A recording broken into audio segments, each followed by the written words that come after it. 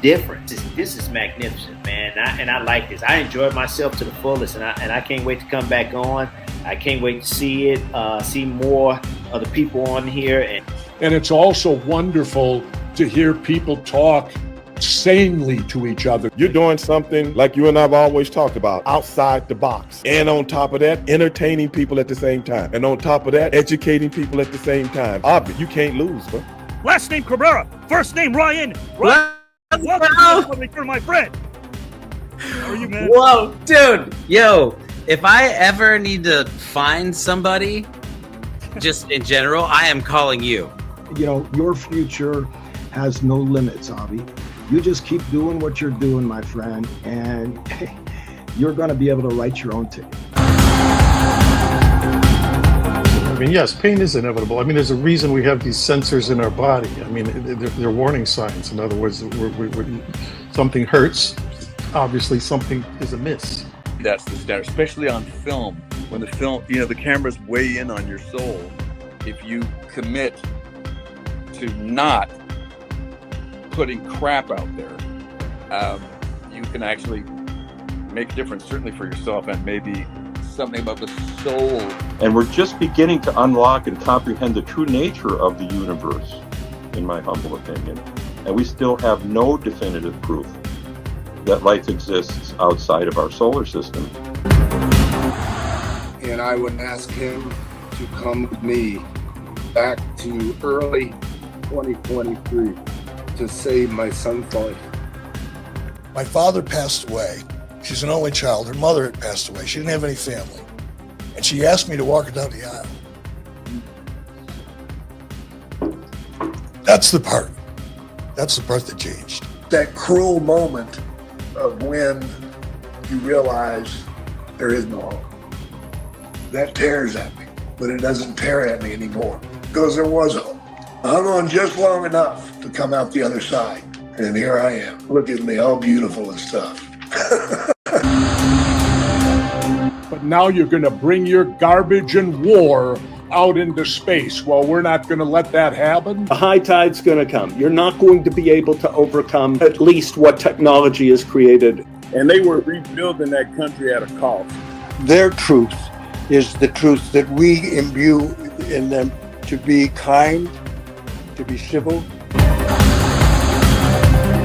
And I was like, oh my God, I'm not all the names that the kids were calling me on the playground. I was dyslexic.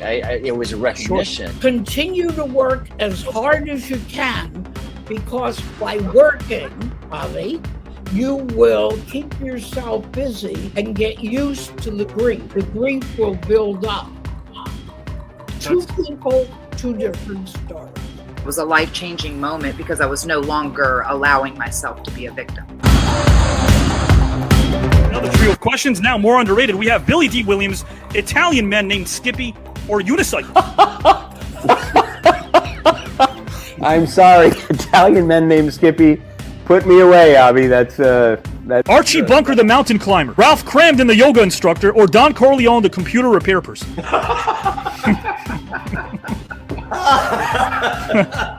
It's clearly an issue with the hard drive. I'm going to go Don Corleone. The bed actually looks like a bed. ED. If you think about it, lasagna is just spaghetti flavored cake. I don't know. Have we ever thought about this? That the object of golf is to play the least amount of golf. Think about it. That's golf in a nutshell. Yep. That's true. Yes. Yeah. That's true. That's the object. Where I went around, I visited all the adults first in the cancer, the Stony Brook University Cancer Center. And then I visited the children, and I would say the adults were at least as enthused and joyful to see Santa. And I said, Mr. Ventura, I said, I don't know if you remember me. He says, of course, Jacques Rougeau, I remember you, the Rougeau brothers, And when he said that to me, it was like, holy shit. I got a chance to get to know Joe Weider. Joe was like a second father to me. He took me under his wing. He introduced me to art. He introduced me to history. I had a blast. I want to dance with somebody. There we go. I'll do it. I do too right now, guys and gals. And when you say videotape, I'm gonna say it once again to all Jake's people, all them Braves fans. Hey, y'all, appreciate y'all. You know I love you and keep rooting for them Braves. But I was going, Tom, Don, I'm a true fan. Yo, I never watched all of your movies through, Tom, because they scared the crap out of me. Love y'all, man. Pleasure. Great to meet you. It's great to meet you too, Trent. Yeah, Avi, you did a great job.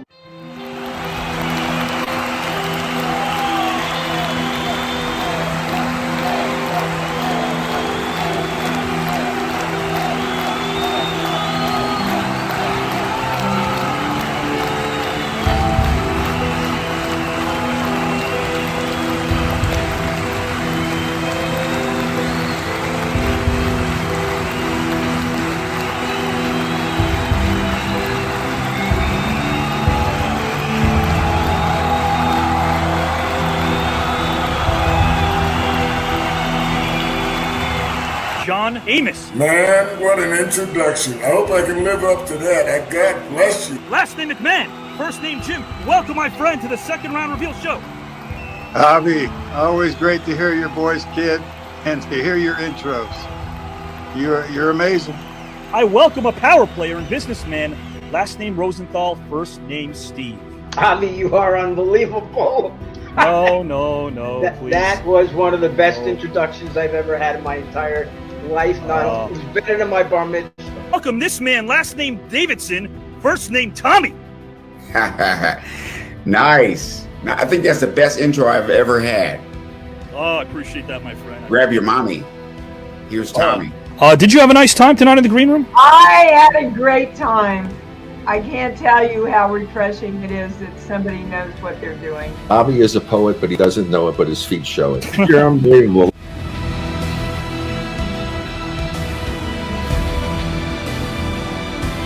$15,000, trip for 2 to Greece, winning it all, competitive juices. Are they all there, Joe?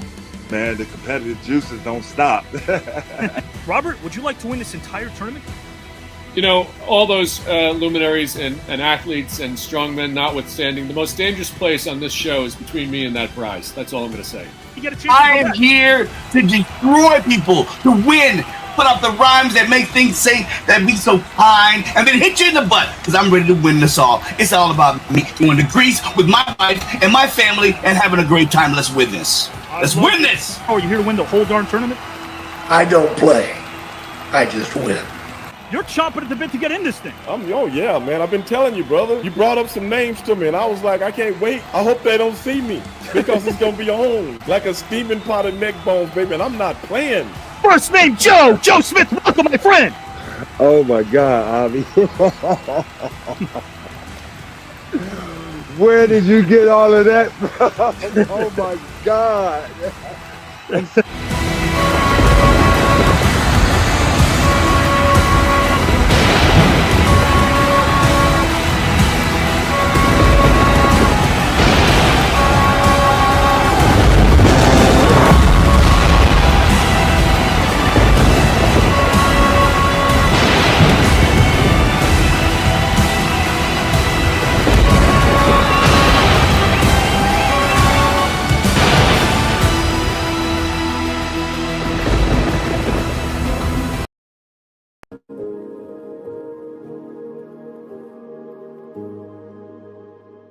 There are those of us who like to venture to the unexplored, to see the beauty in the strange and unknown.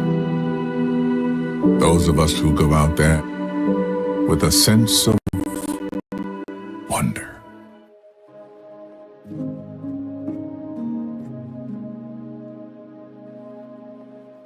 It's the magic of risking everything for a dream that nobody sees but you. Beyond this place of wrath and tears looms but the shadow of the shade. Yet the menace of the years finds and shall find me, unafraid. God. It matters not how strait the gate, how punishment charged the scroll. I am the master of my fate. I am the captain of my soul.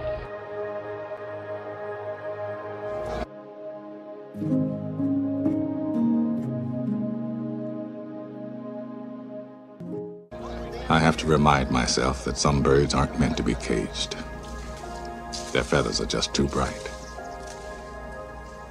And when they fly away, the part of you that knows it was a sin to lock them up does rejoice.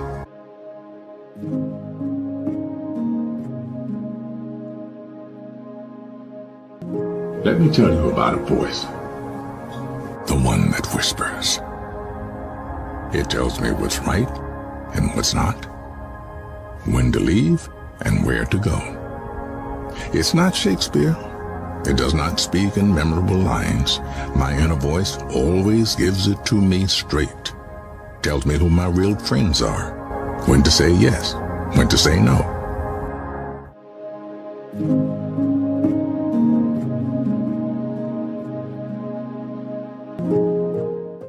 Whether the person sitting next to me is the one I'll be spending the rest of my life with.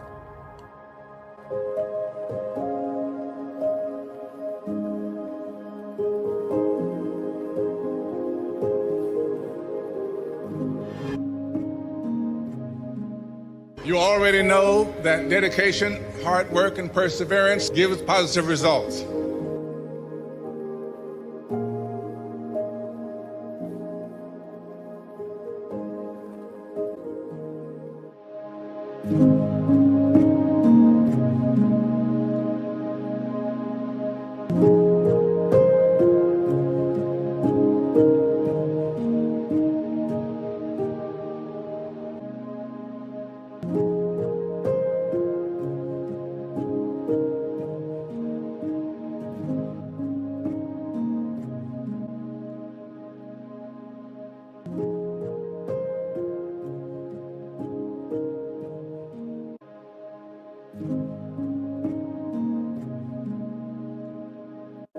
Let your instincts guide you.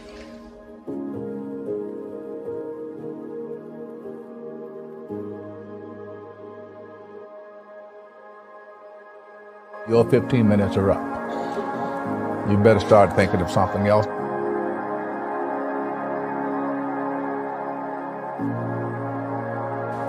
What else to do? What do I want to do? I picked a day that I was going to go to the Taxi and Limousine Commission to try and get my license. And the day before I decided to go, I got a call from my agent. Paul Newman is casting, wants to see you. Getting a job is like having money in your pocket. If you got it, you can get it. Strangely enough, so this was in September. By October, I had a TV job, an off-Broadway show. I was directing a play, and I was going to be in January going to do this movie. It was called Harry and Sons. Go figure. What would you do if you weren't an actor? If you didn't make it as an actor, what would you do? I have no idea. I would act somewhere, because I'll die if I don't.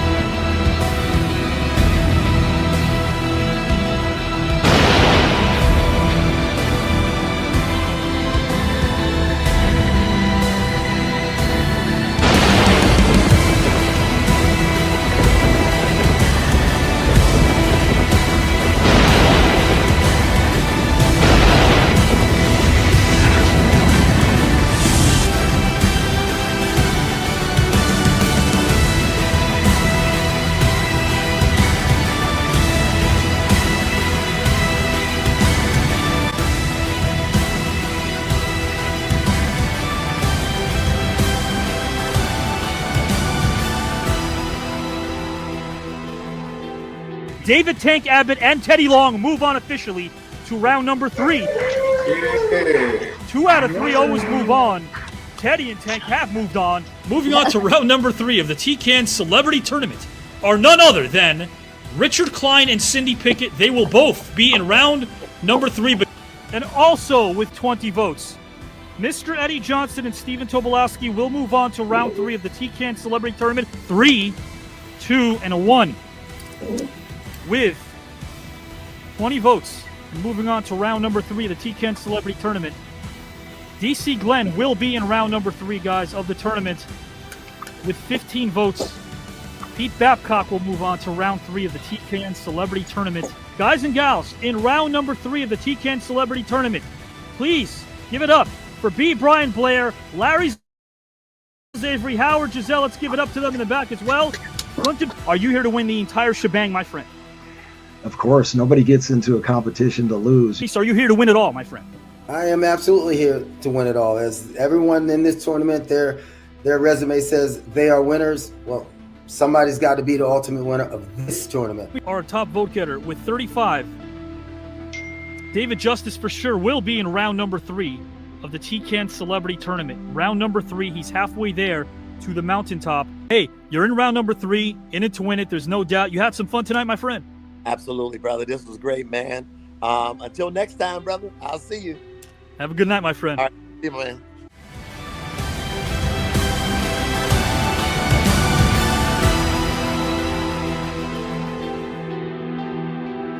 Hi, I'm Rick Barry, a member of the Basketball Hall of Fame and one of the NBA's top 50 players. And I'm really excited to tell you about my new relationship in the broadcasting world with the new network.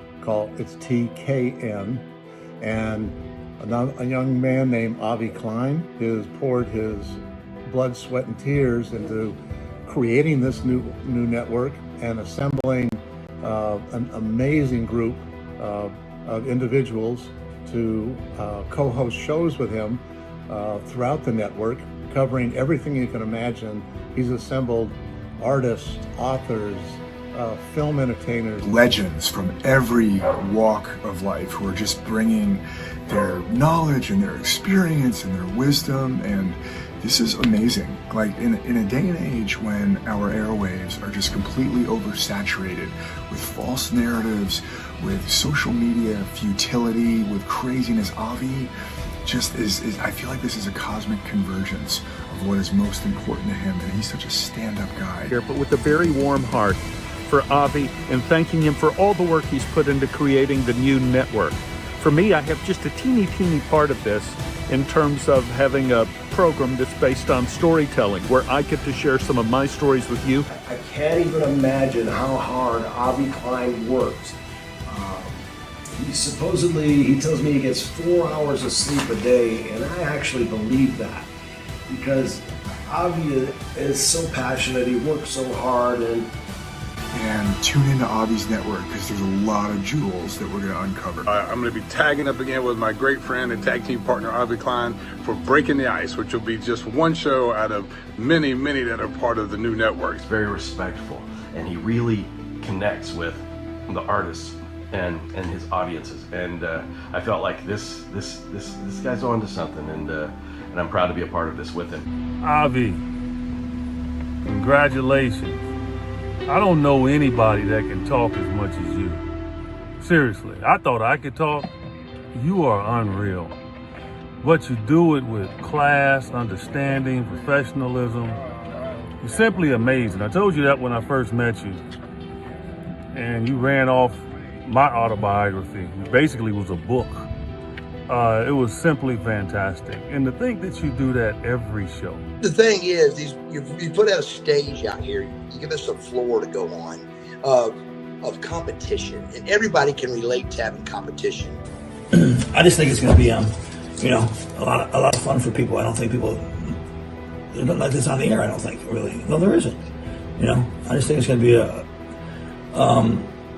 I'm very interested in how people respond to it, because I know it's going to be interesting, and see if people tune in and stay tuned in, and I really hope they do. And I'm all yours, bro. Let's go out and make this work. All right, I'll talk to you soon. Okay.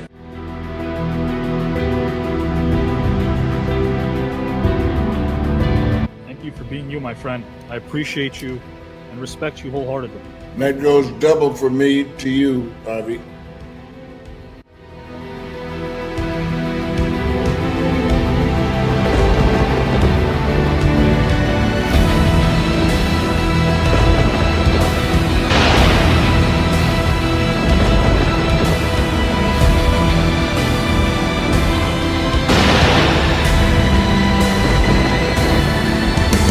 Guys and gals, it's Saturday night. I feel all right. John Amos, rest in peace, my friend. Tom Sizemore, Del Wilkes, and Dad, I love you. Guys and gals and pals, we are ready to rock and roll for round number 2 because it is Saturday night. Industrial-size air conditioners at your favorite B&B in Alaska would be rendered obsolete after witnessing that intro because we're all fired up. That much is a fact. You've all experienced luminary after luminary enter this virtual arena. Indeed, this tournament is quite stacked. I dub this vision of mine edutainment because I place emphasis on entertainment and education. Because on this station, we celebrate those that are passionate about their vocation. And this format is anything but the same old, same old. So I thank you for embracing the innovation and expressing your constant elation when talking about the most star-studded tournament of them all. A place where competitors convey their level of admiration, while we marvel at the information, passion, and perspiration when observing the wide array of talent that make up the population of strong-minded thinkers that enlighten us, which is why I subscribe to conversation, because listening and applying is how we get to our destination. We're all so much closer than we are apart, which is why this show offers a demonstration of what's right about us as a society. So for the very new viewers out there who have a fascination, sit back and enjoy as I put a cap on this verbal dissertation. Let's keep going. Let's do what we do and realize that our motto isn't some Sherlock Holmes mystery. A legendary director of Superman fame, my mentor, told me years ago, write your own history. Teaching history and screenwriting for the very best was one thing, but sharing your history is an honor. That mentor I speak of lives in my heart daily. His name was Richard Donner. So let's sit back and realize what we've witnessed here in this tournament, oh so grand, where 131 Hall of Famers and Hollywood Award winners and nominees own this land as we discover and rediscover our humanity through open dialogue and expand. So be prepared to give a hand to competitors that are about to work their sweat gland, all the while our attention they command. With 15 grand and a 5-day and 5-night trip to Greece on the line, one can't forget about the pride and the prize. So with that, let's all rise and reprise our roles as educational voyeurs that never chastise or agonize, but rather revel in our beautiful reality without needing a disguise. Here on this network, we're all allergic to lies. As a matter of fact, the Bard Shakespeare once said, "It is not in the stars to hold our destiny, but in ourselves." So if you love something, don't hate others that do, because doing is the sweet nectar that is most rewarding. Take a moment to breathe. Admire your desire to aspire, because if you don't, life will be but a blur. Of this I'm sure, so never hate the flower for starting out as a seed. Long distance running is essential. This isn't a stampede, so don't run anyone over on your way to the top. Focus on yourself, never forget to cheerlead, root for your loved ones, and lift people up. This human fortune cookie hopes that we've all agreed that positivity is something we can never concede. So with that, guys and gals and pals, the engine that makes this thing go, let's bring in our first competitor right now. He's chomping at the bit. He's in round number 2. 2 out of 3 advanced to round number 3. Round number 2 just started about a month ago, month and a half. And here we go. We're revved up. As you guys know, every Saturday night, we haven't missed one singular episode. Not one. And I'm proud about that. I'm proud of that because no matter what, hell or high water, rainy nights, they'll come. They'll be here. But we're going to make sure that we're here for you because God knows that you guys have been so absolutely incredible with the feedback you've been giving us. We're in your living room right now, and you're giving us time on a Saturday night? What? To be here live in front of you? What? That's amazing. So thank you again. We started out, of course, from the ground up, 2 million plus views right now. Click the subscribe button because, again, this is content that's free. It's live. That's how we thrive. I like the danger zone. I don't want to pre-record. We're here live. 215 consecutive episodes. That's amazing. We're going to keep doing that, guys and gals and pals, because of you. So, again, $15,000 on the line. 5-day, 5-night trip to Greece. But maybe, just maybe, the most important prize of them all is God knowledge. Knowledge that's gained through conversation. Oh, so grand. We do that here in this tournament, you know. We have conversations, not controversy. We place emphasis on all things edutainment, how great it is to marry the word entertainment and education together. We are philosophically fun, and guys and gals, there ain't nothing wrong with a good old-fashioned competition because competitive camaraderie shines through every time we're here live. But only one out of 131 Hall of Famers from the world of sports, music, wrestling, not to mention Oscar, Grammy, Tony, Emmy, Golden Globe, AMA, and WJ nominees and Oscar Award winners as well, all competing for the pride and the prize. It's not merely the size. If you look in these eyes, you'll know, guys and gals and pals, that this place stands for something, a lot of integrity, and this man stands for integrity. When I think of him, I think of the following. I think of the fact that we can't change the direction of the wind, but we can adjust the sails to always reach our destination. Respect for ourselves guides our morals, but respect for others guides our manners. Speaking about respect, I have a great deal of respect for our first participant, as his purpose resonates with us all. His purpose, to put good out to the world. Guys and gals and pals, before I bring him in, if you need a reminder, let's take a look at the following. I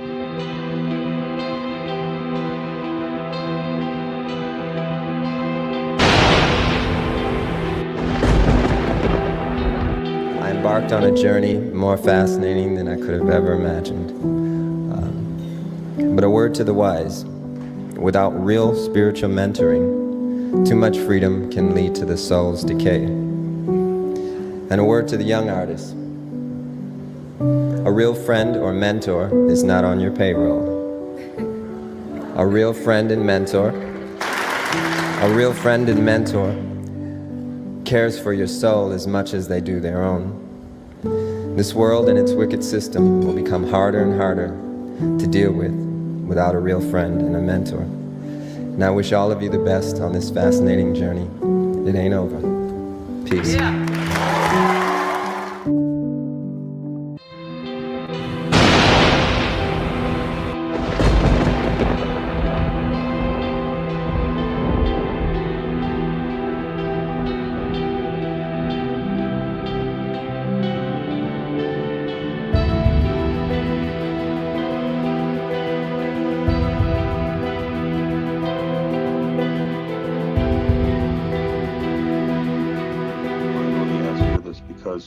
If humanity was able to gain control over climate change and mitigate the consequences of climate change, then I could give a positive report back to my current self. Anyone should do that. I go, but you're a musician. Yeah, but the odds of making it are really, really difficult. He was not positive. He discouraged me. I said, is it because you think I'm not good enough? And he said, well, no, not necessarily. I just know that the odds are stacked against anybody in the entertainment. Okay, I get your point. I'm not so sure. We'd have to really delve into some numbers. We'd have to go online and really look up all the charts and graphs to really show what these figures are.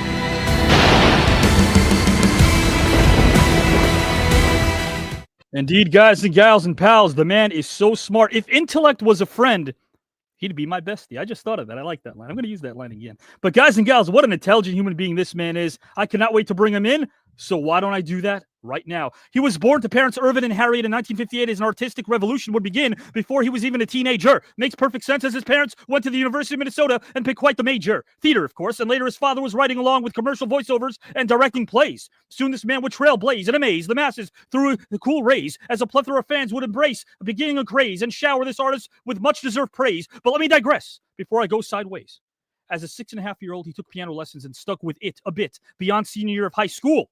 At age 14, he requested to work with 2 music teachers that definitely helped him pick up more than one tool. It was with their help that he learned improvisational techniques necessary to play jazz. Liberation was evident, as our passion should never be locked away in some sort of Alcatraz. He had his first gig comprised of kids in his neighborhood at some girl's bat mitzvah at the age of 12 and a half. Pretty soon, a bevy of fans would ask for his autograph from London to Flagstaff. There was a legend on the rise that needed a keyboard player. In the basement of Pepe Willie, something was answered, perhaps a prayer, and conveyor, a man with an abundance of layers. Bobby Z wanted him to listen to this man's demo tape. Soon their collaborative experience would reshape and cultivate an entire genre, an era that needed an escape, as they began through their works of art to change the entire landscape. He requested an audition in October of '78, and after a 3-week wait, he got a shot thanks to his talent and innovation. There were no locked doors. He subsequently recorded with the legend, co-wrote some pivotal songs, and performed with him on world tours. He was influenced by the British bands of the 60s, like the Stones, the Beatles, and the Who.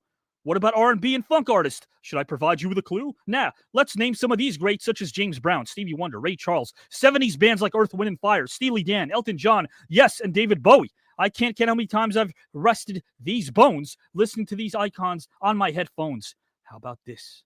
Following great conversation in Wembley Stadium that he had with Mick Jagger of the Rolling Stones. Does it get any better than jamming with an absolute music giant, a true captain? Well, he did just that at an after party in London with the one and only Eric Clapton.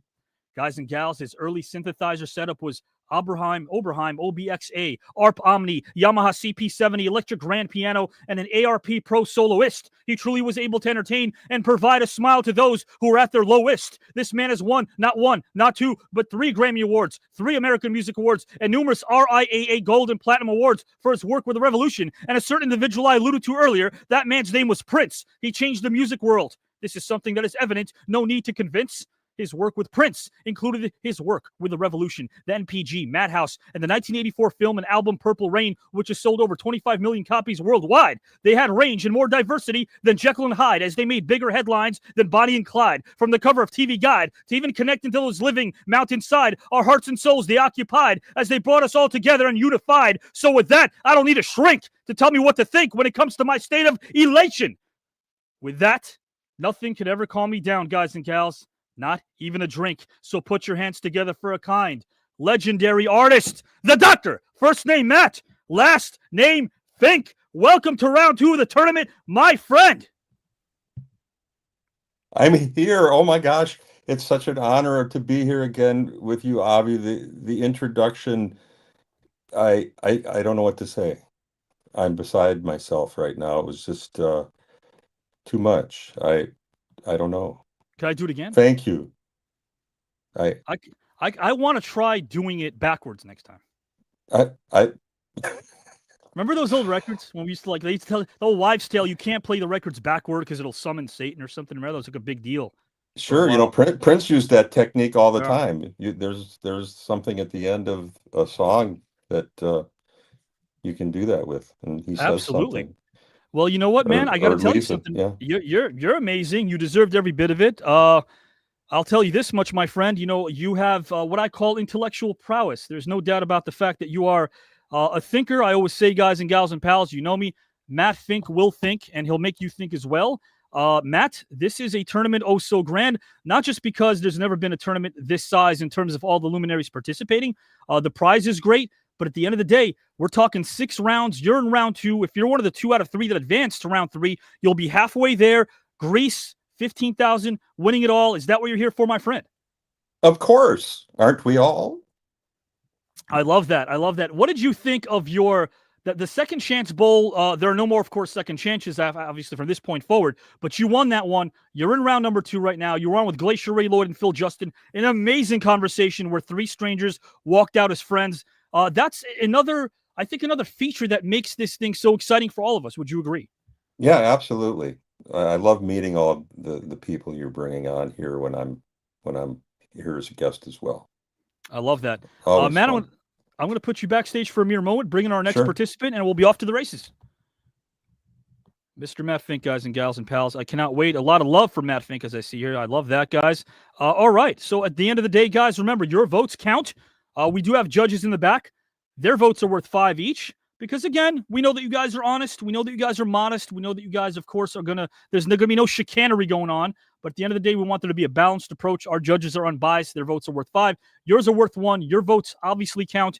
We've seen how close this thing gets. Guys and gals and pals, I want to bring in our next participant right now. When I think of him, I think of the following. I think of Miles Davis because he said a painting is music that you can see, and music is a painting you can hear.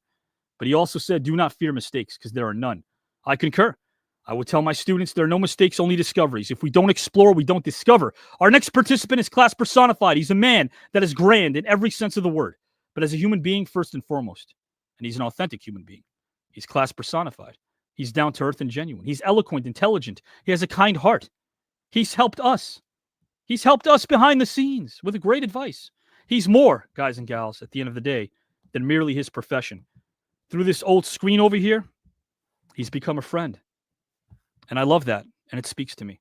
Because as I told my dad on the final day that he was with us, at least on this realm we call planet Earth last week, I said, who would have thought that the social media experience, that the virtual experience can bring people together that have never broken bread? Well, I go to bat for this guy over a lot of people I have broken bread with. That's how honorable he is. Guys and gals and pals, this is Jeremy London.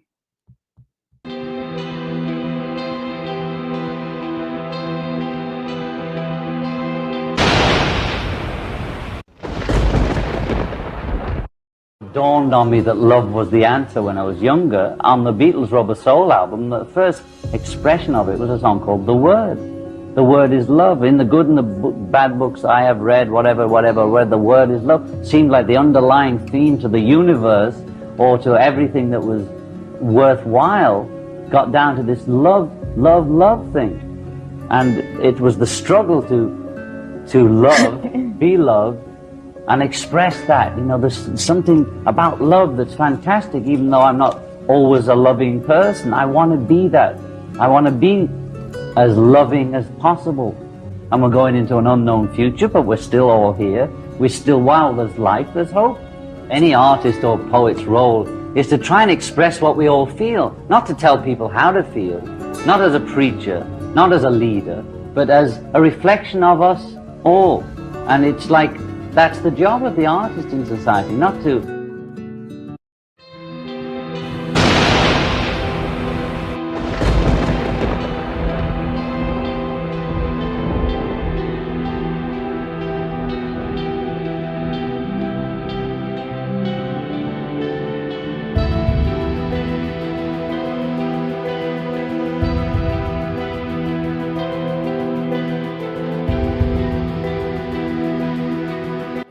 historically correct in our country.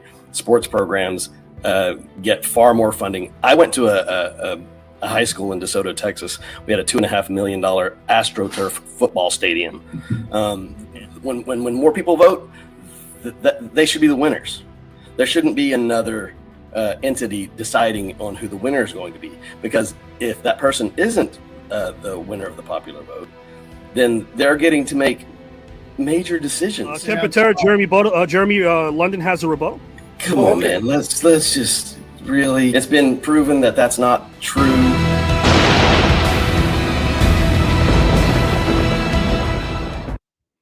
Guys and gals and pals, again, when I think of people that bring it all together, they're able to interweave personality with intellect, with a lot of thought. Jeremy London comes to mind. This is a man, guys and gals, that's so passionate. His passion is definitely ever present. And guys and gals and pals, the intro he deserves. He's entertained us all with his incredible works of art, on screen, both on the big screen and the small. Perhaps none of this would have occurred had he not suffered an injury as a child playing baseball. He landed his first TV series role in I'll Fly Away, which won an Emmy for Best Drama. This was just the beginning of many incredible roles and projects, hence my use of a comma. The entire generation that I know grew up watching him on Seventh Heaven, Party of Five, but let's mention the iconic Mallrats. He's also a teacher, a writer, director, and a cook, a man who wears many different hats. He's humble and doesn't yearn for fame in this game, and there's no fame to aim for. And to be the same, a man that knows himself, he doesn't cling on to just his name. I just bestowed 5 rhymes, but that was necessary when describing this gentleman. Am I to blame? No. He's the man behind the driving force known as #TweetReads. A nice escape from Twitter toxicity. I've still yet to learn the inner workings of Twitter. Maybe he can be a helping hand as it can help with publicity. He's filled a plethora of blank canvases with wonderful works of art. He's played soldiers, rebels, even a preacher. He's a true jack of all trades. He's an artist, and he is a teacher. Forget Halloween. This man's presence is an absolute treat. He finds the best in people and is truly allergic to defeat. You'll never find anyone so honest, down to earth, and kind. That's what I've seen when I've read the scoreboard. His ability to have faith restored in the hearts of many that have been ignored. Now comes the fun part. All you have to do is sit back and unwind. No need to stay silent. This isn't some afternoon detention. He speaks his mind on this network. Truth is absolute, unlike any political campaign or election. He's as humble as he is wise, gifted as he is honest, talented as he is real. His work will make you feel. His passion for the craft is as solid as steel. He resonates with the masses, from wise guys named Tony to biology teachers named Neil. He teaches the craft and reminds us, artists, not to reinvent the wheel. Are you all tired, guys and gals, of these rhymes? Sue me. I might lose, but I'll win my appeal. Grab a drink and finish up your meal. For our fans in the UK, enjoy that last sip of tea, because you'll be smiling with glee. 2 rhymes in this bar? Nah, let's make it 3. Let's give a warm welcome to, guys and gals, the member of this network that resonates with all of you. An intelligent and kind man, last name London, first name Jeremy. Jeremy London, welcome to round 2 of the celebrity tournament, my friend. How do I live up to that, Avi? You do every day. Every day you do. Every day. Welcome, Jeremy. Hey, man, you inspire everybody, brother. Let me, your personality and your authenticity write those rhymes without you knowing it. I look like a complete psychopath in the videos you showed me because I'm like clearly in the middle of something contentious, and I love it. We got to have Passion, a moment here. We right? always have these moments, man. That's why this is a very authentic tournament. Man, that battle with Ken Patera, people are still talking about that, Jeremy. Yeah, it was heavy. It was heated, and I love it. It was good. It was good. It was good. You know, this is what I love about this platform and what we do here. It gets people thinking and gets people talking. I think that's what's missing in this country. It's communication. It's just it's thought games, whatever it is, to get people to think outside of their bubble and get their faces out of their their social media and all that, and actually start connecting with the world. And what's so amazing is that here I get to connect with my heroes and people that I admire, and it never fails to be the most surreal experience for me every time I come on here. I feel like I'm like I'm in this blessed acid trip. I love that. I'm glad to be along. If I'm dreaming, don't wake. If I'm dreaming, don't wake me up. Kind of. I love that. Yeah. If I'm a dream, don't wake me. And if I'm awake, I don't want to sleep. That's how you make us feel, brother. And you know what? Again, guys, Jeremy and I have, there's one of 70 talk shows. They're coming back right now as round 2, of course, is getting warmed up. Jeremy and I are going to have From London to You, guys and gals, take place right after this with a topic that's very important to Jeremy. We're going to talk a bit about that. It might be a condensed version of it, but nonetheless, we are going to talk about what's on Jeremy's mind. You guys will be a part of that conversation as well. But right now, Ryan Cabrera has some tech issues. He's going to try to sign in. He wants to win this thing. You remember that match he had, guys and gals and pals, with Raven and DC Glenn in round number 1. Let's bring in Mr. Matt Fink, and Jeremy's here as well. Guys and gals, 2 out of 3 will advance. Ryan could pop in at any time, so he's not eliminated. He could pop in We at hope any. so. I hope Ryan joins us. That would be lovely. Me too, absolutely, guys. And remember the rule I said. Hey, we can't stop tech. This is a tournament, though. If there is tech issues, even after topic number 2, sometimes that's the way the mop flops, guys. But we're rooting for Ryan. He's a great guy, guys. Here is topic number 1. But before topic number 1, I want to play just a couple of predictions here, including from a man who's a WWE Hall of Famer who's watching intently. He can't wait to get into this thing. Let's hear from good old Stevie Ray. This is your boy Stevie Ray coming at you again this week with another prediction of TKN's Celebrity Grand Tournament. And the combatants are this week award-winning singer, Mr. Ryan Cabrera. And secondly, we have 3-time Grammy winner, the Dr, Matt Fink, a part of the revolution. Let's see if he can keep that revolution going tonight. Last but not least, film and TV great, Jeremy London, whose brother was on a few weeks ago. And we know what happened to him. Jeremy, keep the family lineage going. Can you dig it? And the 2 people I think that's going through, Jeremy London and the Fink. Yeah. Can you dig it? We can dig it. Yeah, man. Stevie Ray keeps it real every time. I be digging it, man.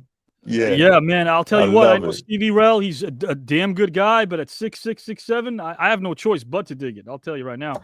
That's big Stevie Ray, Hall of Famer. I would have to just listen. Yeah, right. He's a Yes. big dude.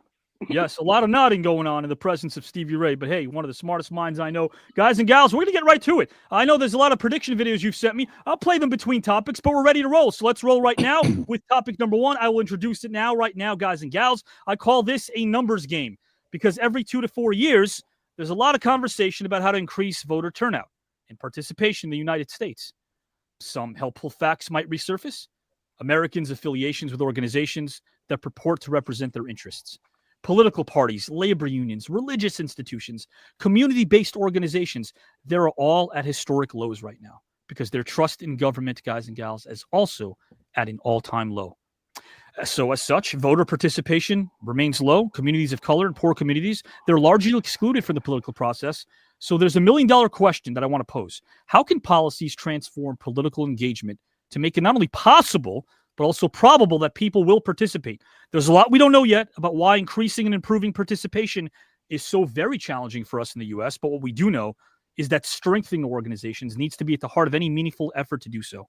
So maybe part of the key to unlocking this will be to develop a better understanding of the nexus between probable and powerful participation, meaning if we build it, will people come? We're going to kick things off with Jeremy London first, guys. The question I have for him and for Matt, and rebuttals count. All Matt would have to do is raise the index finger up. I'll pop in. There could be a rebuttal or a question he'd like to ask Jeremy. Jeremy could do the same when Matt's on screen, and same with Ryan when he pops in. Jeremy, how can people participate in their communities and the political process in ways that build their sense of agency and encourage further participation? My friend, no clock. Go as long as you like. The floor is yours. Well, I think that if we were doing this a week before this last election, I might have probably overthought this whole thing.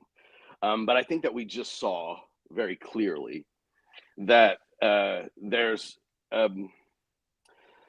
big problem with there's a big part of our country that's not being heard.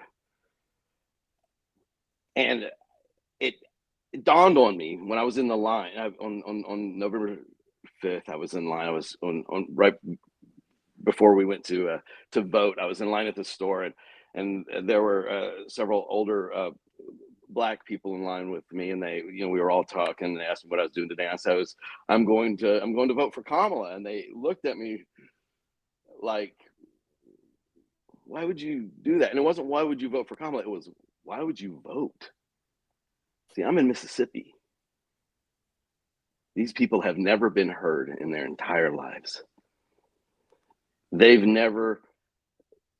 so marginalized. The idea of voting the look they shared between themselves told me everything. I didn't get it at first. I thought, and then I realized, I was like, oh, this is because it's an exercise in futility. If you're in any other state that doesn't benefit from the electoral college in this country, then your voice isn't heard.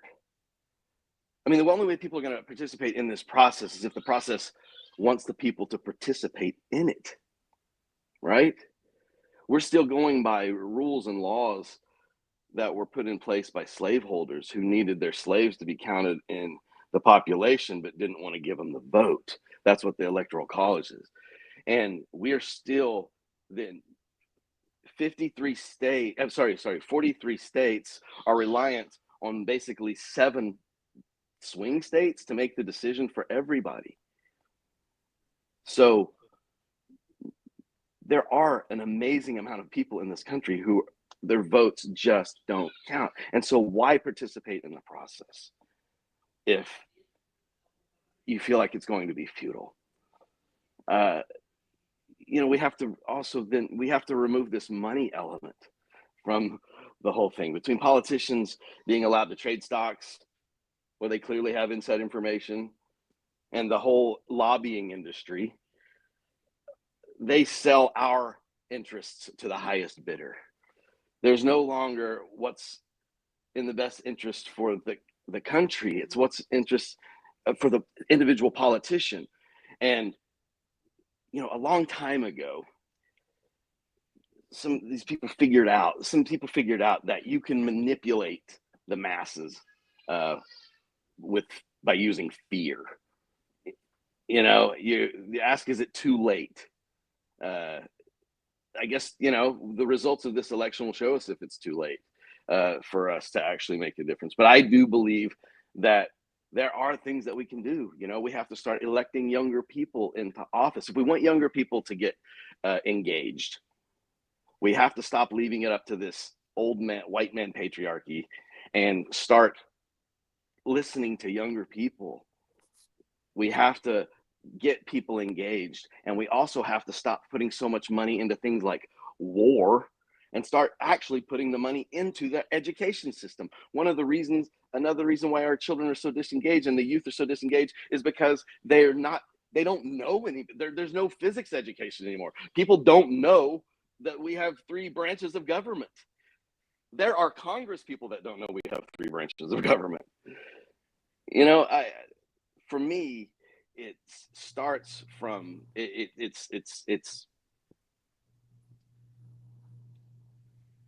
I know that it's not too late, but it really does have to start with regulating this propaganda machine that's allowed to continue to spread misinformation in our country and disinform people.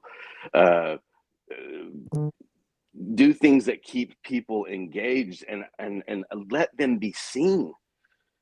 I mean, I'm voting here in Mississippi. I'm a blue dot in a red state, and I still needed to do it, but it really did feel completely and utterly futile.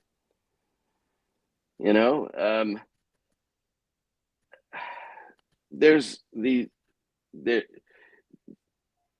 a term in video gaming technology called an NPC, and that's a non-player character. A non-player character is, you know, it's the blacksmith that's, you know, you can go to anytime during the day or whatever. It's the guy selling you goods or whatever. It's these people that don't really play a part in the big picture. And then there's the main character. And what's happening is people are just becoming NPCs and becoming sort of these drones and existing in these worlds without like participating in the process, because they're being, you know, I think, unfortunately, we're becoming dumber and dumber, and so people don't have the intellect to or the drive to want to learn. But in the long run, if they're not being seen, what does it matter? But you know, there's these NPCs. You're either an NPC or you're a main character, and the main characters are the people that take charge and they want to be a part of it. They want to be a part of their own adventure. They want to have a word in their own destiny and make the decisions that affect the rest of their lives. There are a lot of people that just voted against their own interests and they don't realize it. The reality is, you know, going to set in whenever things, you know, start getting more expensive and all that stuff. Maybe people then get engaged, but and unfortunately the pendulum swings in this country. You know, it's why we go from one, you know, side to the other, and because people will always in the long run blame whoever is at the top for their own misery and their own failures and whatever. And so people just put that much energy into believing or not believing in their government. They don't get proactive. So we have to, I think, first of all, eliminate the Electoral College. We have to get money out of it. We have to hear the voices of the people that are not being heard. And now it's our job as the adults in the room to guide future generations toward facing their fears rather than being defined by them. Because this country is just made a whole bunch of decisions based on fear of the others, fear of people coming across the border, and all of these things that maybe aren't real. Because that's how you control the masses. You scare them. You know, some guys a long time ago figured out you can do that with religion, and people are still doing it with propaganda and politics. You know, if you scare people enough, they'll give you their money, and you can continue to grift off of the hardworking people in this country, or you can go to work for them. And until we remove the money element, and these people cannot. There has to be term limits in the Supreme Court. There has to be less money in politics and less money allowed in politics. And more, we need more Tim Wallses in there that are going to bat for the people. You know, and we need younger people in there even. Maybe Tim Walz is too old. We get younger people in there to go to fight for the young people. I think that we do have an opportunity to learn from all of this. You know, democracy dies in the dark. As long as we continue to be proactive and we continue to love this country, I think that we will continue to find ways to protect it. But we do have to start at the root of all of it and say, what is the root of everything is that people have not been heard for so long that they no longer engage because they feel like it's a futile effort. And until we figure out a way for everybody to be heard, we're going to keep going through these cycles. It's going to keep swinging from one direction to the next pendulum, because nobody's going to ever be happy. And they're always going to blame the leadership. But I'm not going to give up. I believe in this grand experiment. I really do. So anyway, thank you. Thank you, my friend. Guys, Jeremy's going to be reading some of your comments, of course, because Matt Fink is next. And Jeremy can rebut if you'd like to. It's optional. It's always something that we can do to maybe ask more questions. It's not something that, of course, is mandatory.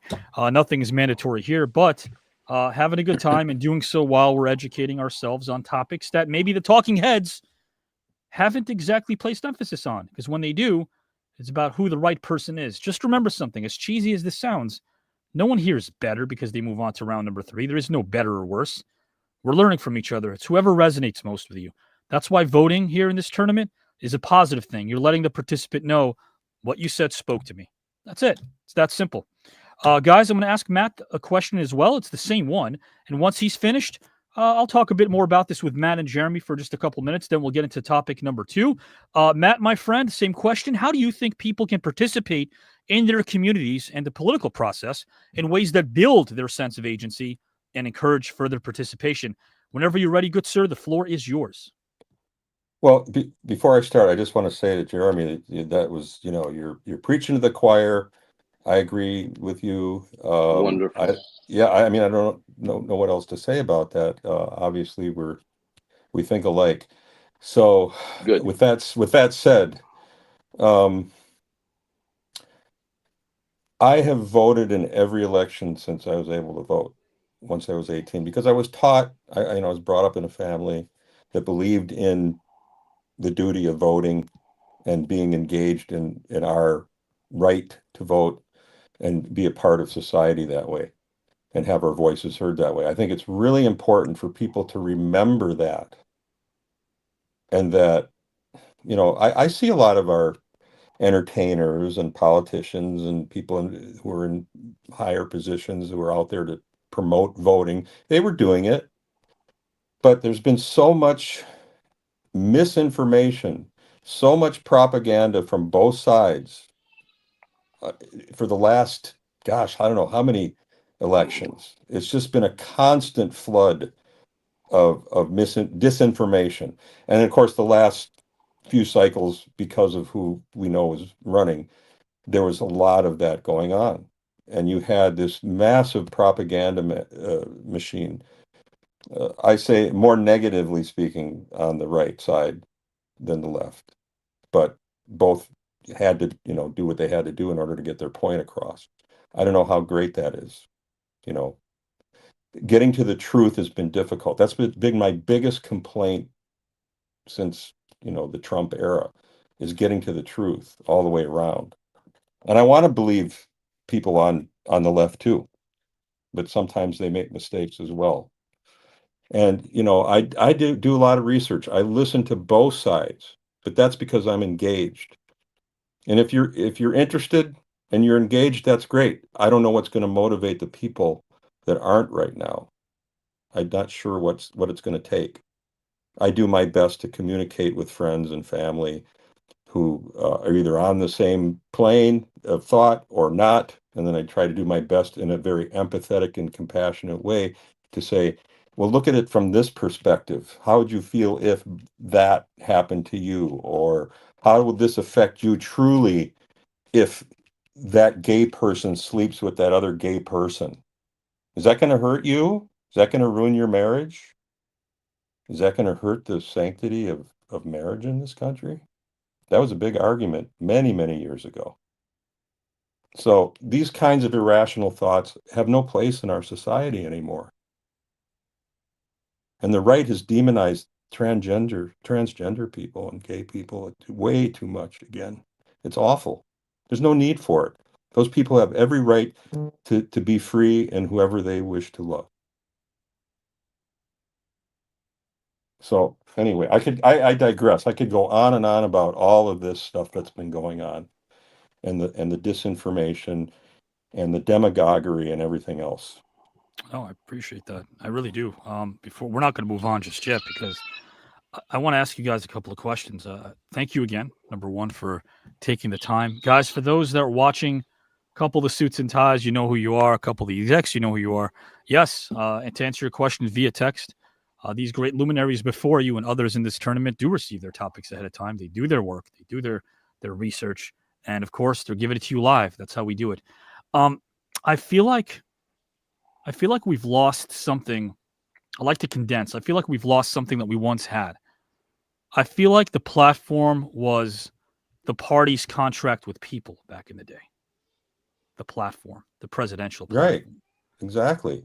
What's your platform? What are you going to do to help people and change lives for the better in this country?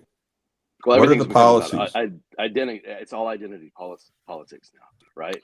Yes. It's all about grievances and pitting people. It's the divide and conquer attitude about pitting people against each other to gain power because people are just trying to get rich and they're trying to bilk off of, like, how can we grift off of people? What's the best way to grift off of people? It certainly isn't if there's a coalition of people, because they'll never buy our nonsense. So we have to figure out what is the coalition of people that will buy our nonsense and tap into that. But both sides, I'm glad that he mentioned that, both sides, because I do agree. The intolerant left is just as much to blame for all of this as the right. I mean, people can only be bullied so much. You can only tell people that they're trash and garbage so many times before it just starts ticking people off. And that's the stuff that's getting put in the headlines. And so the lazy people that unfortunately are getting their information are kind of getting the headline information. But the left has been, baited into trying to defend themselves that way. That's the hardest part. We tried the going high when they go low, right? All that stuff. It's But I all think over they're the map. trying. I think they're trying to, and correct me if I'm wrong, this is my own opinion. I think that they're trying to play the same game. So, for instance, here's the thing. Right now, when it comes to being able to spread information in a very credible fashion, it's being done so via sound bites. And there's only one thing to do when you're actually spreading information via sound bites: to condense and to go for the jugular. And what happens is that we remove policies being emphasized when that's the case. Like, okay, for instance, I don't know if you guys again would agree with the following, but I feel like the Democrat. I'm going to play devil's advocate. Why not? Let's have a conversation here. Yeah. I feel like the Democrats' platform is deliberately vague. I think it's vague. I think when they tell us time after time that they'll expand federal support, I think when they tell us time after time that we are here for the people, and they spew anti-Semitic rhetoric all the time, and all of a sudden that's the party that we could lean on. They were once the party we could lean on that wouldn't spread any of the anti-Semitic rhetoric, that wouldn't talk to young politicians who are trying to make a difference, who don't know a damn about what's going on in the Middle East. And all of a sudden we're hearing through them such hatred being spewed and setting forth a narrative that just isn't accurate. Across the board, we've lost more voters than any other, left or right. I think both parties, for the first time in 76 since Jimmy Carter, the peanut farmer from Georgia, who was supposed to be a president for the people, after, let's see, Kennedy gets assassinated in 63. LBJ doesn't want to run again at the 11th hour in April 68. And then 72, we know what happens. Nixon wins, but Watergate, right? Gerald Ford is a placeholder, and he, of course, botched the Warren Commission when he was a part of that thing. 76, let's bring in somebody. Let's bring in somebody to I guess, quench the thirst of the every man and every woman. Someone we could buy into. Bring in the peanut farmer. But how long did he have? He had 4 years. So the people we're blaming right now have the least amount of power. I'm not talking about 1%ers. I'm not talking about conspiracy theory. But there are such institutions out there. I'm not talking about the Rockefellers. I'm not talking about the Rothschilds. I'm talking about the real 1%ers who want to distract us and make us believe that the person who's wearing a suit or a tie who bleeds red or bleeds blue is a sports franchise we should root for. So what the hell's the alternative? System. Anarchy? The two-party system. Oh, you're off, Jeremy. Hold on. Your mic went off. I can't hear you, my friend. There we go. What? You're coming back to us. Start over.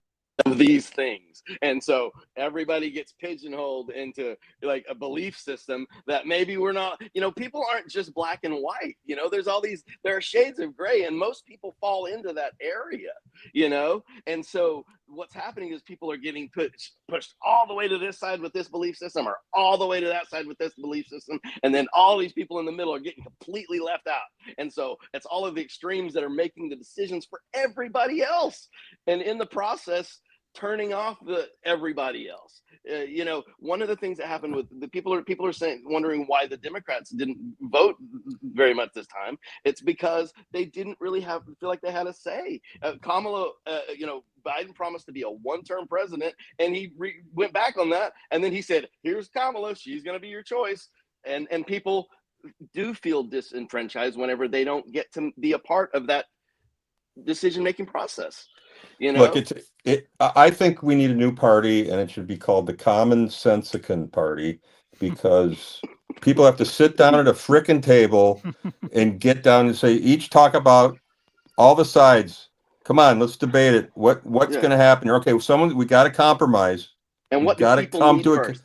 What do people need first, right? I think what do you need? More spending programs. How about some expansion and creations of new agencies in Washington, offices, bureaus? Nothing has been created the last 22 years. Nothing. We just need a consensus. We need to come to somehow there has to be sitting down at a table, and it's not happening. Am I right? Is that realistically ever going to happen? We have to. I don't know. Stop voting. I think we have to take the true reality of the psychology of the way that people in the modern era work, unfortunately, and they're all soundbite information based, and they're egregious based, and it's all this identity politics nonsense, and nobody actually is thinking about their fellow man. It's all about me. But why do we have to be incognito now to vote? Do you notice that though, Jeremy? When do we have to be incognito just to go out and vote? When do we have to be able to whisper under our breath who we're voting for? That in of itself is scary. We can have these civil discussions about political figures that we're voting for because of their policies without agreeing with one another, but now we're afraid to even bring up their names. That's how authoritarian regimes start. That's how we fall. That's how countries fall apart and democracy dies. And sorry, I've got a friend of mine is blowing up my phone right now. It's driving me nuts. It keeps distracting me. I apologize. That's fine. Sure. But yeah, man. I would love to hear. Mr. Fink has to say. Oh no, I just everything we're talking about. I'm totally on board with. Agree with you guys. There has to be a leader that's got to come in here and say, let's bring the parties together and start coming to a consensus here on things that need to get done that are important to the world, to this country and the world. Yeah. Can I say another thing that Kamala missed is that they, and I was just as much a part of this, sort of on Twitter rants and all that stuff, because I tell jokes on Twitter. I try to be funny, even though I'm politically engaged or whatever. But people just. Sorry, I forgot my train of. I lost my train of thought. I've got my grandbaby. That's okay. In the background. I just want to say one more thing, if you want to think for a moment. Please do. Okay.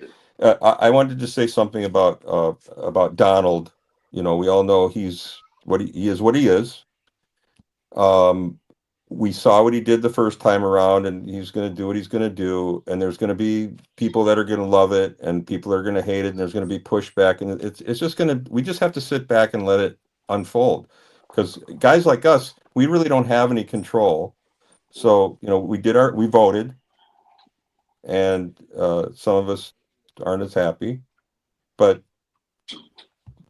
I just hope he doesn't. I just don't want people to be so divided anymore. I think I agree with what Matt said. We did it. We have to no matter who you voted for, you have to be able to at least understand that you made a choice. You had a decision to make. I'll say this. We have probably about as less power as our own president. I know what you're thinking. Wait a minute. He's got the House. Wait a minute. No, I'm not talking about that. I'm talking about the agenda. I'm talking about the fact that we've always been institutionalized by people that have way more power than we give them credit for, but we don't know who they are. And I think we're forgetting the ideology behind this country, which is to make money. This country's here to prosper financially. And if they're doing so by saying less, and if they're doing so by revealing less, we're right back where we started. Because they were trying to make sure for the last 50 years before Uncle Walty reported on Vietnam that we didn't know anything, that the wool was pulled over our eyes, which is why during World War II, we romanticized everything. Of course, we have to give credit to our soldiers. God bless them for what they do. But we romanticized our government. And I think right now we're finally at that point where we're starting to do that again because the narrative has changed. What we didn't know, we still don't, but we think we do. We're worrying about things that we shouldn't be concerned about because we'll never really know what the agenda is behind the scenes. Instead, we're worried about a soundbite that Trump said that, of course, is unflattering and also dangerous, right? It is dangerous. His rhetoric is dangerous, sure. But, so's Mrs. Harris. Her rhetoric is just as dangerous as well when she's talking about everything that has to do with diplomacy and everything that has to do with foreign policy or even the fluff that we don't hear from when it comes to candidates that are simply playing the system right now. The system is less, not more. That reminds me of my point was that I think Kamala spent too much time almost kind of mocking Trump followers rather than connecting with the people that she needs to vote for her. There wasn't a whole lot of connection to that group of people out there that had no idea who Kamala Harris was. They might not be ready to vote for a woman. There's always going to be that.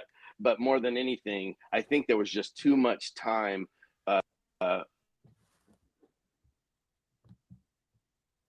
We lost you for a second. There we go.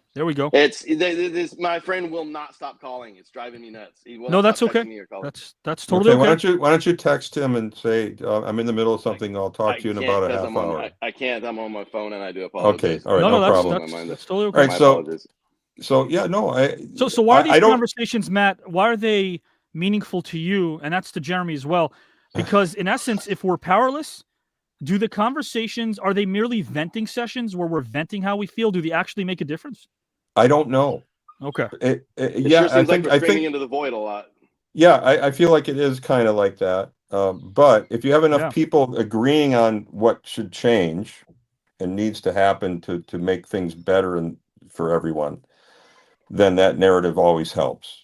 I think if you just keep the awareness alive, and I know what's going to happen is Trump's going to try to do what he's going to do, and there's going to be a lot of pushback from the left. Obviously, it's not going to be easy. He's going to try to deport all these people. I don't know how well that's going to do. Maybe it's going to be like the wall again, and it'll fail, or he'll start doing it, and it'll be such a shit show because they're going to bring all these vigilantes in Texas and all these people in National Guard, and they're going to be knocking on doors, and they're going to be going, you got your you have your papers.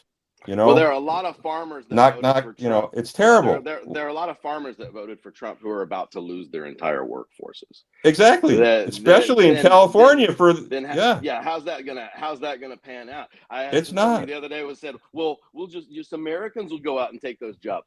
BS, man. There's people. First of all, nobody's gonna accept those wages. Where people already are living on a poor man's wage as it is. They're not gonna accept immigrant wages, and they're not going to go out and work and slave in those fields and do the hard work that these people do.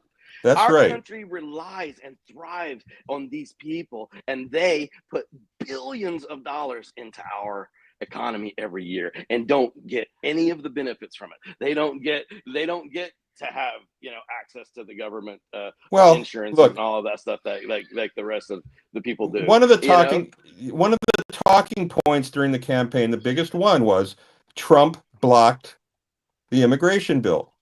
They kept saying it over and over again. He kept calling his constituent, or calling the people in Congress and the Senate that were aligned with Trump, that were ready to vote for that bill, and said, nope, don't do it. And they listened to him because he's the big kahuna, right? Mm-hmm.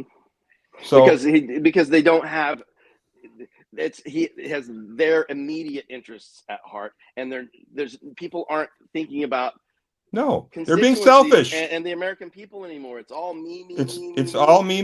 Well, because I think they're also thinking about the image of America as a powerhouse, right? Like when you think about Reaganism, people forget that like in '81.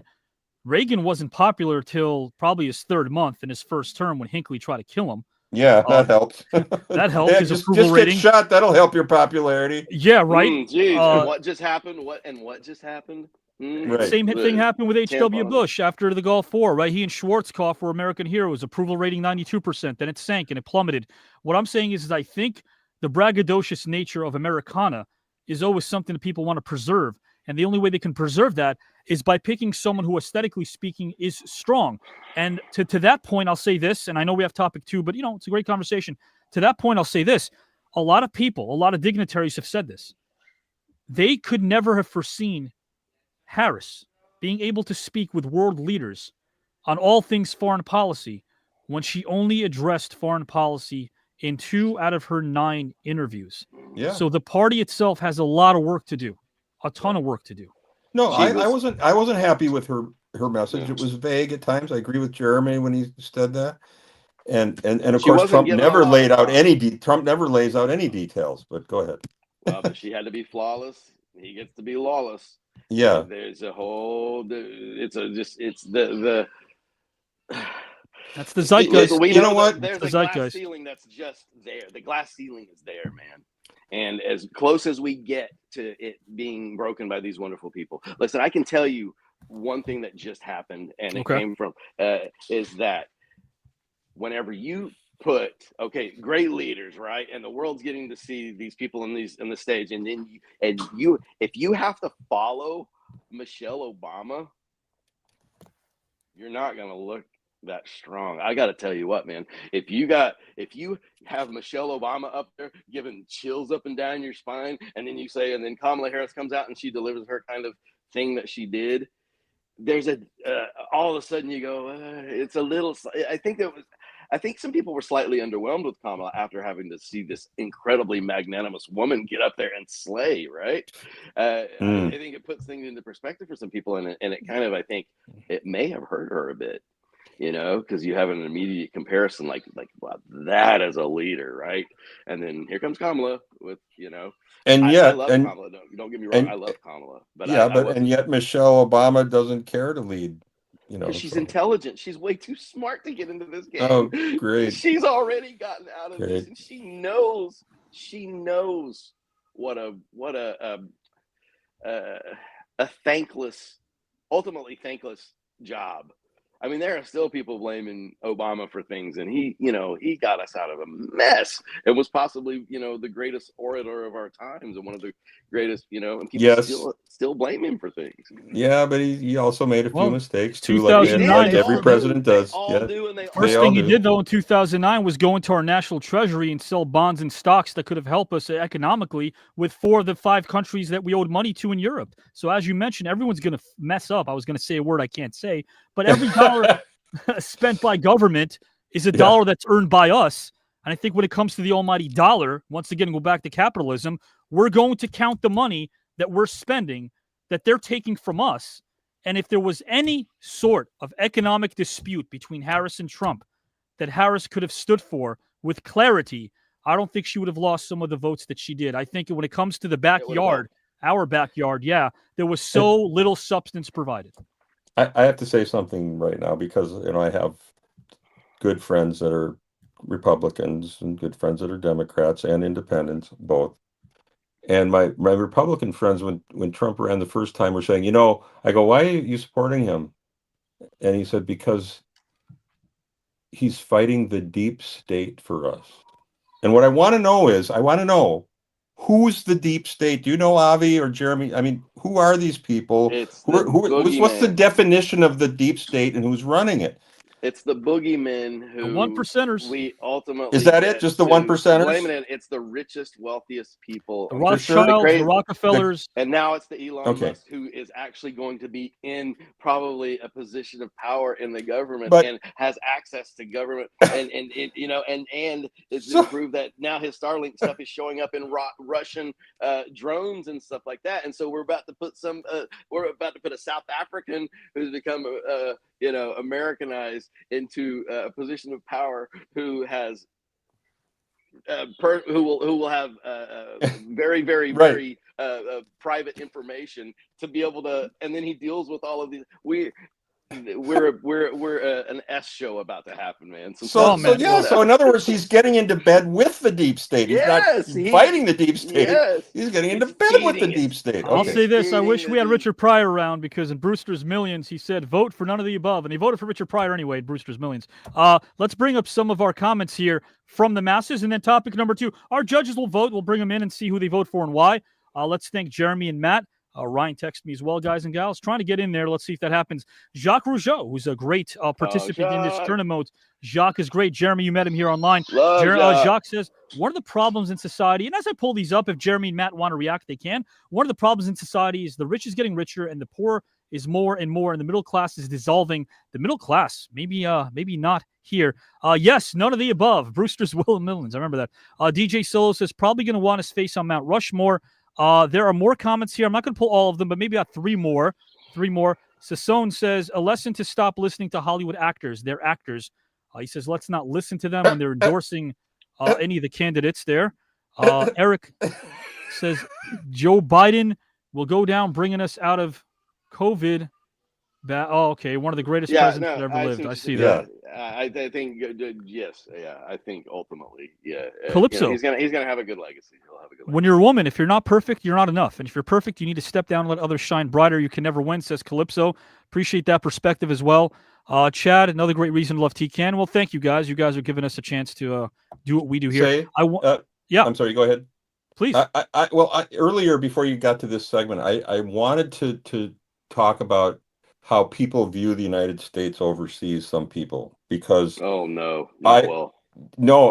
just have to read an excerpt from something real quick, because this guy's from Australia, and his excerpt is, you can only support Trump or Harris if you don't see the U.S. empire for the beast it is.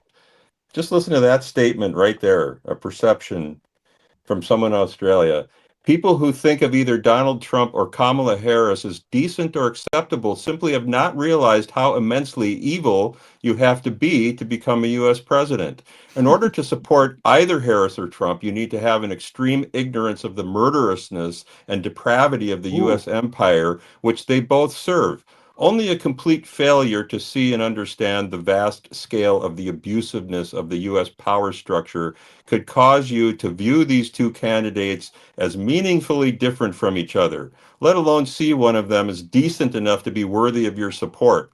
Both Trump and Harris are auditioning for a role that will necessarily entail the creation of mountains of human corpses by U.S.-sponsored violence, as have every viable U.S. presidential candidate throughout our lives.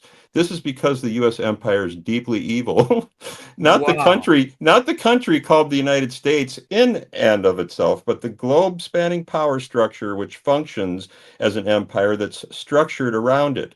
This vast power structure is held together by rivers of human blood. My gosh. And if you're the Democratic or Republican nominee to lead it as president, then you are necessarily a deeply evil person, because you have sufficiently assured all the necessary powers that be that you will continue that bloodshed in order to become the nominee. I mean, and it goes on. So this is extreme, of course, but this is how some people view the United States. That's so important. From other places. Yeah.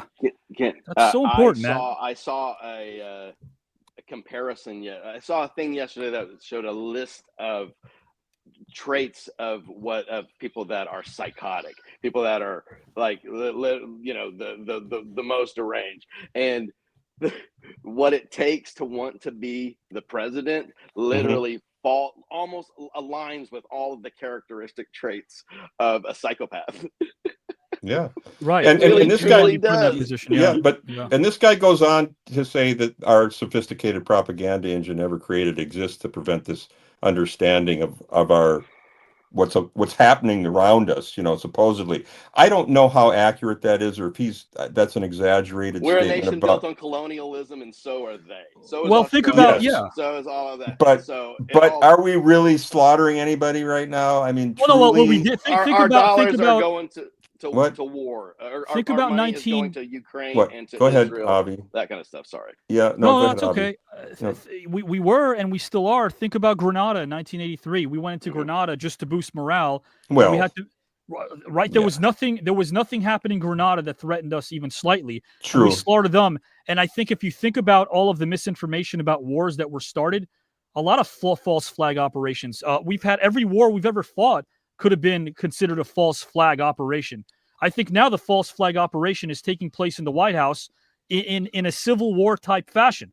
So pitting the people against themselves scares me because it means that the agenda makers behind the scenes are definitely pulling strings we shouldn't be privy to. So I'm scared of that. Conquer. It's divide and conquer. Oh, you cannot control the masses. It's the zeitgeist. If we all bond, if we all come together as a common, as a true country, and really sort of stand up against that deep state and the patriarchy and all of that stuff, things can actually happen. But we just, we just sit back and we let a few people control everything we do. So who are the billionaires controlling Kamala right now, as opposed to the billionaires controlling Trump? Who knows, man? Who knows? Yeah. So essentially, I don't think anyone would want to even support her, knowing that they knew that the people weren't going to support her because she didn't go through it the old-fashioned way. Right? Yeah, think about that was it. A problem. She was kind of thrust into this position, but she also wanted that too. So she took a shot knowing that this would be her only shot because her own party hadn't supported her for years. This was her shot in. She got it. I do want to bring in our judges, see what they vote for and why. Ed says everybody's an opinion. Let's see what's going to happen in our future. And then a comment. Ed, we want to remain optimistic. Everyone wants to remain optimistic. I gave Trump the benefit of the doubt the first time around. I did. Yeah. I wished him the best. I did. I was praying for him to be successful because we want that in this country. We want our presidents to do well. We want the policies to be, help everybody as much as it can without hurting others. So I'm still rooting for him again. Yeah, Jacques is saying in Montreal, you should see how the media here are scaring the people with the election of Trump. Oh, I believe. Yeah, I'm sure. I mean, there's a lot of things that, fear sells papers. Fear keeps people engaged. Fear keeps people watching the news channels and wondering when's it all going to fall out. When's the sky going to fall? I have to say one more thing. One more thing about Mr. Trump. I know people that have met him personally, conversed with him, had just like we are doing right now. Sure. And they've said he is not what you think he may be in public. He's not as bad as you think. He's actually quite nice. He was nice to me. I know he would communicate, but you never know. We don't know if that's all bluster and it's an act and he's acting and doing that character that he throws out there with all that stuff. And behind the scenes, maybe he's really a nicer guy and more compassionate. And I saw some of the media trying to show his compassionate side and hugging some people that were not so great and having a rough time. He's ruthless and he thrives off of it. Maybe because his family says he's such a great dad, so you never know. And it seems like no matter what, regardless of what I think or Matt or Jeremy, it seems like nothing will interrupt his trajectory as far as he's concerned. No, let's just hope underneath that tough strongman exterior, there's a nicer grandpa. I think that a lot of people are putting a lot of just like the whole fear mongering on both sides. The left now is saying all of these horrible things are going to happen, and what I predict is I think there's a lot of golf in his future, and he is exhausted. He's older, that's right. He's older. He won, man. He won. He got to be the. He wants to set a precedent again, though.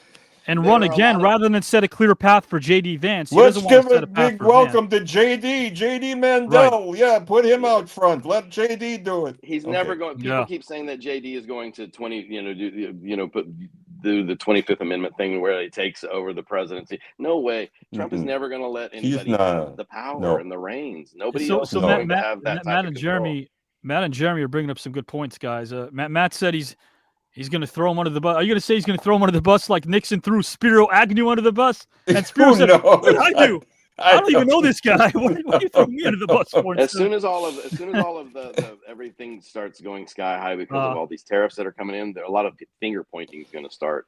Hold on, let me say something about I got to say something about the tariffs. I think the people around him are going to say, excuse me, tap on the shoulder, excuse me. But we can't do all of it at once. We can only do a little bit at a time, because if we do all of it at once, we're going to get screwed. I think so. I think so too. I think They're going to cooler heads convince will them. prove it. They're going to Yeah. take them into a room and they're going to lock them in there and slap them until they convince them. Well, there's already people being laid off, and there's people that are losing their Christmas bonuses and stuff like that, because there's companies that are preparing for that ultimate onslaught of higher prices. Yeah. And products. So it's already starting to take effect, and I think that I don't want to ever be the I told you so kind of thing, but there's a lot of that going to happen. A lot of that. Let's move on to the next one. We're going to do that right now. 3 terms. That's what Mr. Trump wants. Guys, I'm going to bring in the judges. Now, guys, in the comment section, you guys are the unsung heroes. Great comments, but now you could start voting. And once the judges have already voted on screen, I'll read your votes. It's cumulative. Top 2 vote getters move on. Is it anticlimactic? I don't know. Ryan is still trying to pop in. We'll find out. This is live, guys. Show must go on. Let's bring in Jamie and see who he votes for and why. Hey, Jamie. Gentlemen, what an amazing conversation, and thank you for your compassion for one another as you went back and forth. It's kind of fascinating to me that one thing everybody agrees on is that no matter what, if the other person wins, we're screwed. So now always we're in that position. I have to give my vote to Mr. Fink because he brought up politics in a world view, which means what does the rest of the world think about us? Because that's who we're sending. Okay, whatever that's all about. Maybe it's a popular vote, but that's who we're sending to sit across the table. And that to me is the most important part of that argument and that job. Well, I want to let you know publicly here, Jamie's a great podcaster, a hell of a storyteller and actor in what he's done. We appreciate you being here live and give us your vote, my friend. Thank you. Mr. Sparling, we'll see him again for topic 2. Guys, we're going to zip along to topic 2. Howard Collado, cast your vote and why. Please let us know who you are voting for topic number 1. Amazing, impassioned conversation. Thank you, guys. I learned so much just from listening to both of you guys. Matt, you talked about the propaganda that comes from both sides. How that could be very destructive. You made this great point about being able to look at the other person's perspective, which I totally agree. And, you also highlighted we got to stop demonizing the LGBTQ community. Really, this came down to just numbers. How many examples, that you guys talked about. Jeremy, you talked about limiting term limits, eliminating electoral college. But what really got me is you talked about, we need to start having a conversation with the other side. And what is it how do they feel? Because we talked about the root of the problem, which is not being seen, right? They're not being acknowledged. And if someone's not going to be acknowledged or seen, they're going to find a way to do that. And you guys actually gave me this interesting idea of what happens if we have town halls where it's not about citizens talking to a politician, but citizens talking to each other, right? You talk to the other side. What happens if you invite the other side and we start talking? Who knows what will happen? But that's a great idea. Yeah, I mean, who knows? But that came from listening to you guys, which is one of the reasons I just love sitting and listening. And you know what, Howard, to piggyback, again, when you're listening to Jeremy and you're listening to Matt, the thing I love the most is not only how expressive they are, but the fact that I know how this sounds, but this is a safe place. And I like that we've established that here, on the green room, in the celebrity tournament. We trust each other. And I give it up to Jeremy and Matt for trusting you as a judge and all our viewers as well. I'm glad I don't have to vote, my friend. Who do you vote for and why? Oh, so my vote goes to Jeremy. And I just want to say, really, the true tragedy is we do not listen to what the cats and the dogs have to say. That's all. Ooh, wow. Thank you. That's powerful, man. I appreciate you. Thank you so much, Howard. Guys, we're going to count your votes in a minute. Sassone says, keep electoral college. We have a lot of comments here. Again, guys and gals and pals, appreciate you giving us your thoughts in the comment section. Feel free to be very detailed and not vague. No problem. Let's bring in Miranda, see who she votes for and why for topic number 1. Hi, guys. Oh, my gosh. You guys are amazing. You did such a good job. I learned a lot as well. I agree with a lot of what was said. I think there needs to be more conversations had for sure, because the division is insane. I think that my vote is going to go towards Jeremy, just because I feel like you explain things a little bit better with the fear mongering, that there needs to be more education. The electoral college, I think that should be out the window.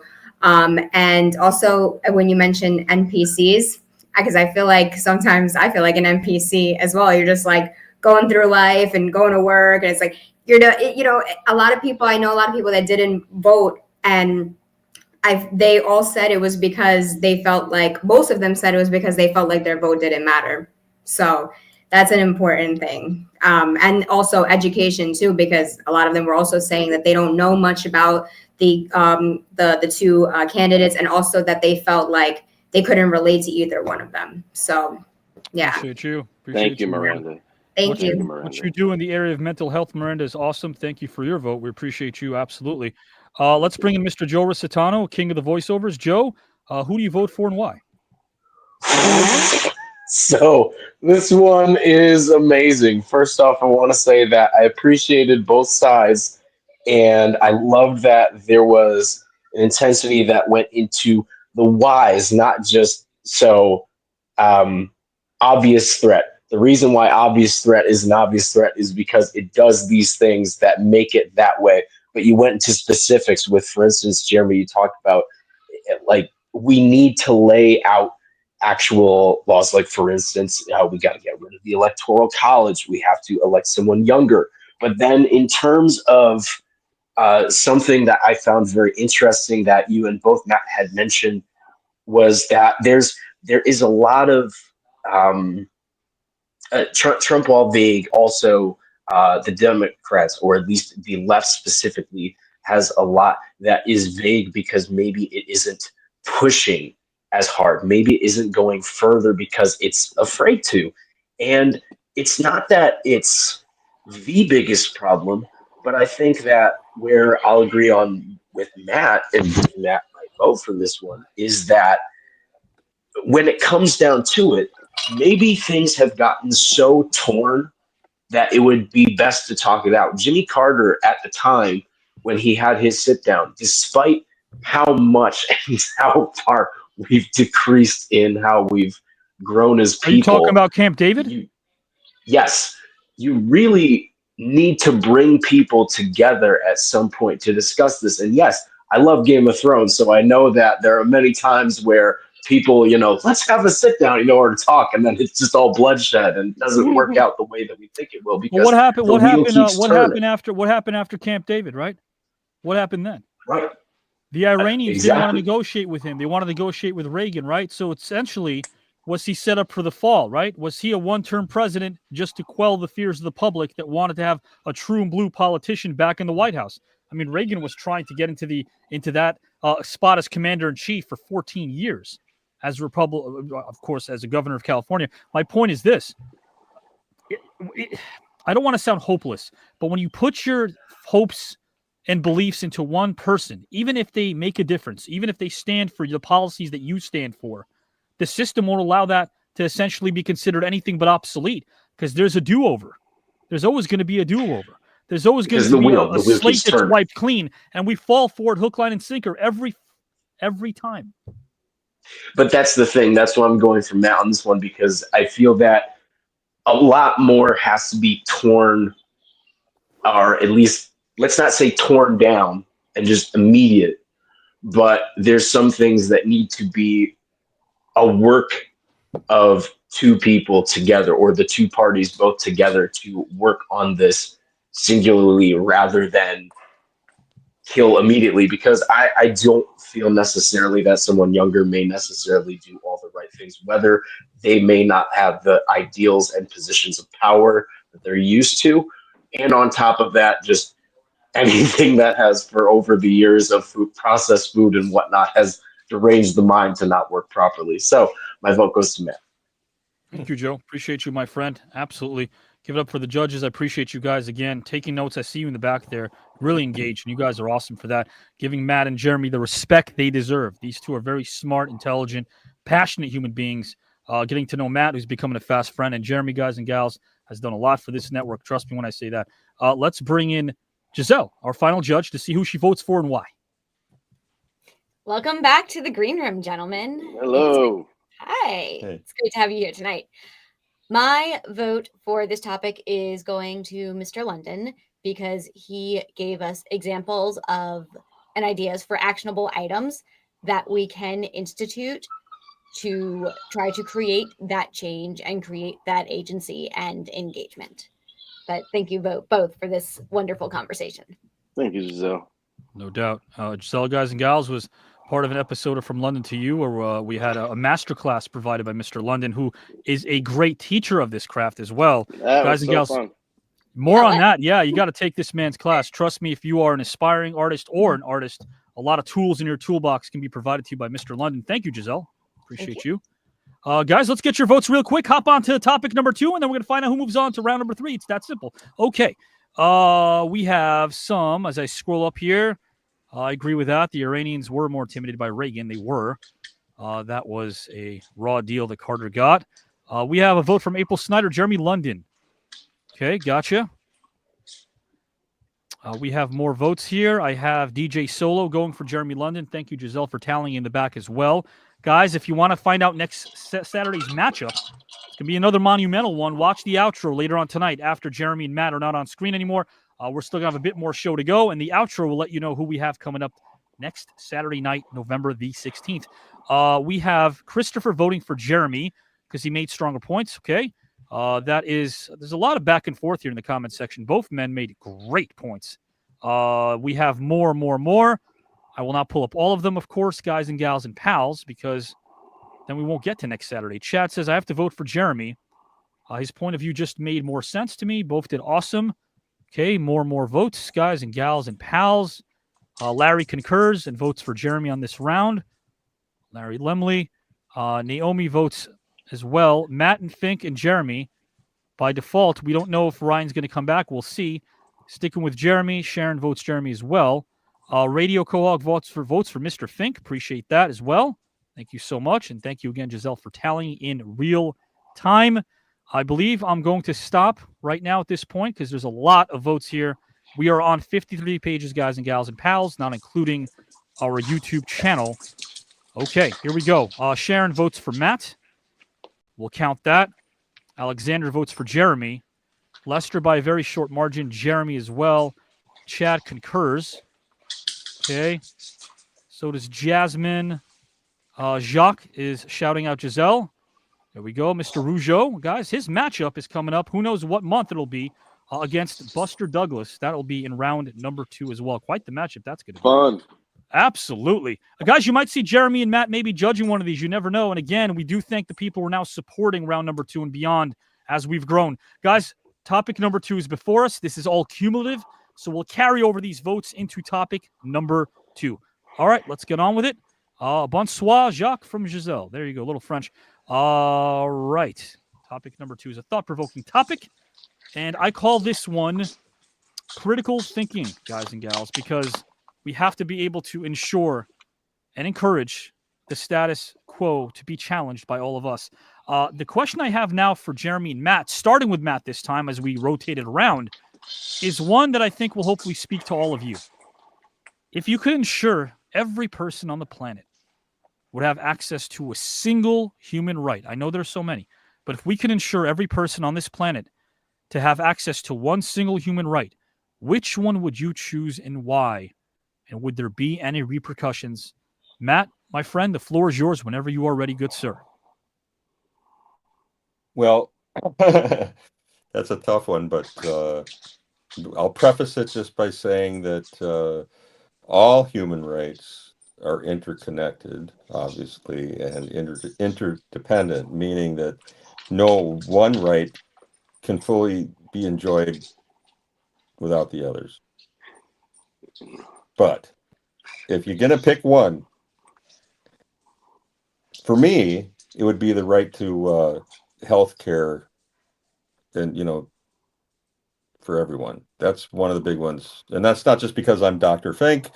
It's just, I've always believed in universal health care for this country because we're the only country in the industrialized free democratic world.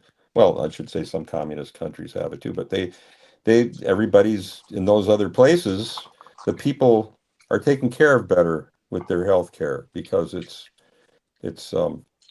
universal. And to me, that's a human right. And Bernie Sanders has been an advocate of that, as we know, for many, many years. And the United States missed the boat back right after World War II when the UK went to their national health care system. The United States considered it, Truman considered it, and they dropped the ball. And even Nixon tried to revive it at one point. So there's been times in our history where that's almost happened and then it hasn't happened. Then we got the so-called Obamacare, which helps, but it's flawed, obviously, and there's a lot of the Republicans are trying to kill it all the time. So we'll see what happens with that. And then, of course, the concept of a plan for healthcare was there somehow. We'll see if the concept becomes a definitive thing. And that's me. I believe in that one. Sure. And thank you for sharing that with us again, because that's something that's personal to you and to all of us. And I really do appreciate that. It'll be the same question. Yeah. And I love Medicare. Yeah, there you go. Because I do you guys started think getting that it a couple of years ago. Is it easier to get forgiveness than permission? What's that again? Is it easier to receive permission than forgiveness? Permission for anything. Doesn't matter what it's for. Is it easier to receive permission or forgiveness? That's a great question. Probably, I'd say forgiveness. Okay. I'm not going anywhere with the question. I don't know what that is. I never did the new one. Okay. I don't know where I'm going with it. Just popped in my head. Guys and gals and pals, this is again Matt Fink and Jeremy London in round 2 of the TKN Celebrity Tournament. Let's go on. And guys, we appreciate your maturity as well, guys and gals and pals. Thank you again for being very, very mature. And remember, bills travel through the mail at twice the speed of checks. Jeremy, same question I have for you, my good friend. The question is, if you could ensure every person on the planet would have access to a single human right, which one would you choose and why? Would there be any repercussions, my good friend? The floor is yours.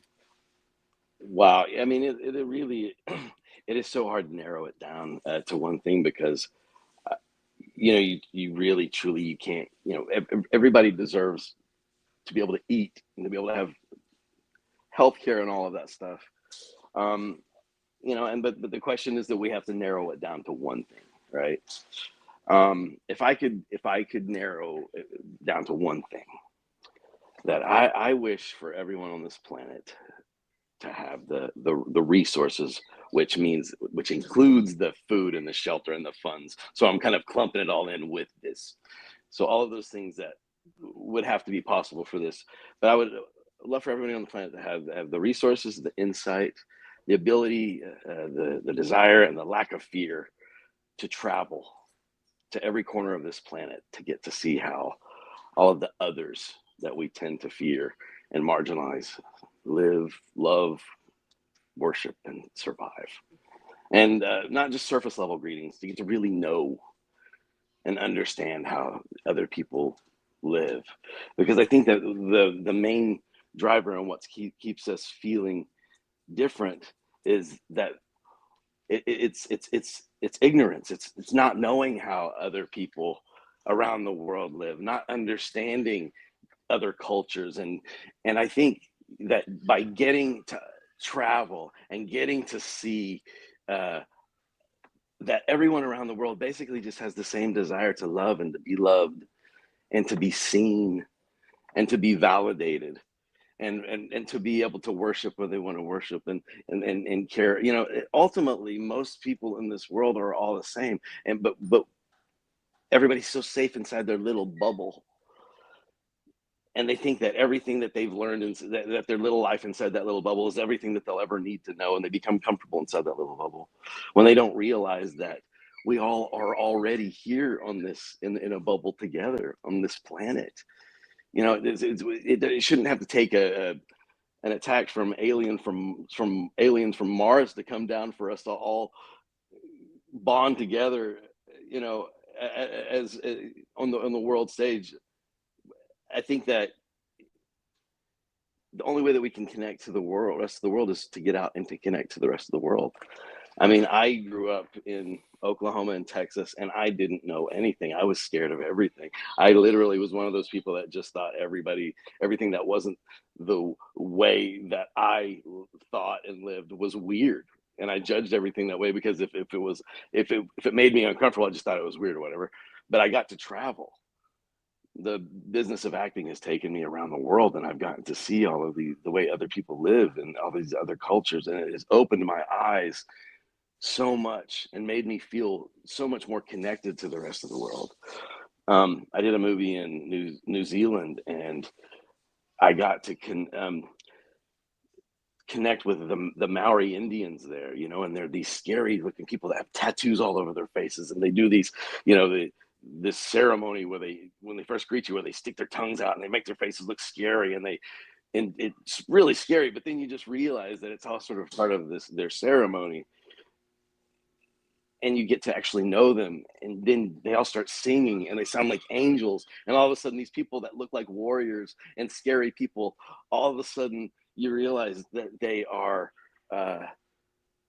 they're angels. And I got to know them, and I got to play with their children and bond with them. I got to sing with them, and by the time that I left New Zealand, the chief of their tribe literally bestowed upon me the highest honor in their tribe, which was this Maori war staff, and welcomed me into their tribe. And just the whole experience changed everything about the way that I saw myself and the way that I see the world.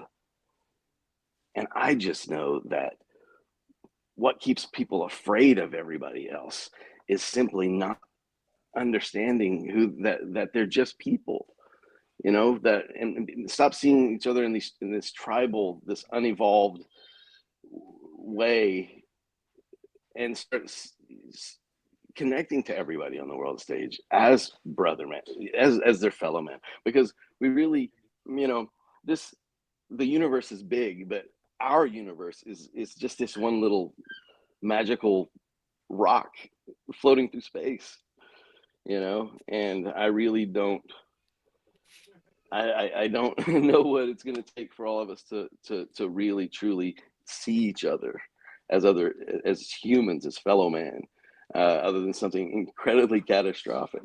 It seems like we all come together whenever something really, really bad happens, and that's a tragedy unto itself, you know.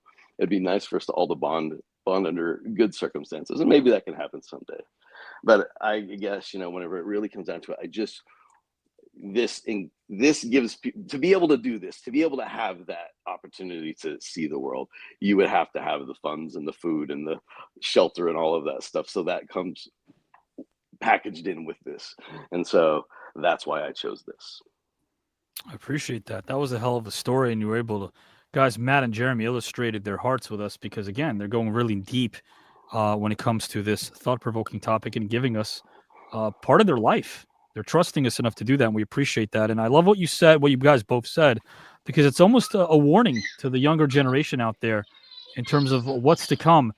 I don't want to go down in history as the first society that wouldn't save itself because it wasn't cost-effective. That would be the worst thing in the world. And it seems like that's what we're headed down. We're trying to make sure that no matter what, our morality is being sold for what? Metrics, for views, for monetization. That doesn't make me a hypocrite because we're doing it here on this network, but not at the sake of what we believe in. Principles matter. And when it comes to being able to fight for something like health, Jacques here, who's part of this family, I want to bring up his comment. Jacques, if you're listening, brother, you and I speak a lot, and I'm so happy to announce that your wife, your girlfriend, Natalie, just beat 16 months of cancer with free care. That is amazing, and that is awesome. Awesome, awesome stuff right there. We are happy that she is cancer-free. We know how the two of you have been fighting. You guys are fighters, no doubt about that.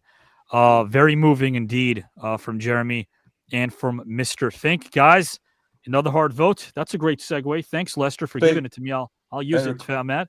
I just want to say one thing to Jeremy. Jeremy, could you please just say in one sentence what your one right was exactly? Because I want to hear. Pardon me? I want to hear what your answer is one more time. What the right, the Right. actual human right that you thought was the one singled out for you, called again. To have the resources, the insight, the ability, desire, and lack of fear to travel. to every corner of the planet and get to see how all of the others that we tend to fear Would you live. consider that a human right, though? That's more like a kind of a choice thing in a sense, like I making think a that choice to do I that. think that it should be a right. I don't think that Okay. it is a right to But like, in everybody. other words, a right that you should just be able to do it. But you still have to find the money to do that, though, right? But you'll That's still what be able to travel everywhere you want to go I'm saying. with a with a passport. If I had one wish for everybody, it would be to be able to have all of those resources to be able to accomplish seeing the rest of the world. I understand that it involves a lot of other elements, but I'm saying that I wish, Okay. in people being able to see the rest of the world, that it would clearly involve them having to have, the resources and food and shelter and all of that stuff. And so I, my thinking was trying to incorporate something that I know Okay. is incredibly important to the human condition, Got it. which Got is it. Okay. seeing the world, getting I outside see. of our bubbles, Got meeting it. our fellow man, understanding that our little insular worlds are not. It's not the way that everything works. The things that we've taught aren't necessarily the end all be all. So would that mean that the countries that might not be amenable to letting Americans in, or in certain countries, or let's say you're just anybody coming from any country going to one country to the next, there might be, like North Korea, we can't go there. As much as we might want to get to know those people, we can't go there. But you'd like to see that lifted so that people have the right to go there, probably, And right? not That kind only of thing. that, but for them to be able to come here. And I'm to come talking about here. everybody Right. Yeah. universally. I'm Yeah. talking about all of those people that are missing out on what I it's like see. to live in America. For all of those people that are subjugated to not have to live those exist. To give Yeah. everybody an opportunity to understand that. Okay. That's good. That just That's an interesting. it's not just, I'm not talking about just what I would like for my immediate circle. I'm talking Mhm. about for everybody around the world to connect, Yeah. And so that would involve lifting those chains of bondage and lifting religious regulations that keep people subjugated. That would mean getting all. So my thinking was like, what would get rid of shed all of those things and give people the ability to be able to experience the world on, and meet it at its level, humans at the human level, I realize Sure. it's a big ask. This is a very Yeah. theoretical question. Yeah. No, I know. I'm thinking, if I had, So there are wishes varying and I could make degrees of these happen. but there are varying degrees of that right in place already in the world for most societies. There some aren't, but obviously it's a lot. Well, A lot of us have. for privileged people, yes, Yeah, but who can most afford people to aren't privileged. travel and explore the world and do all that. But yeah, Most I people get it. don't. Most people No, can't. no.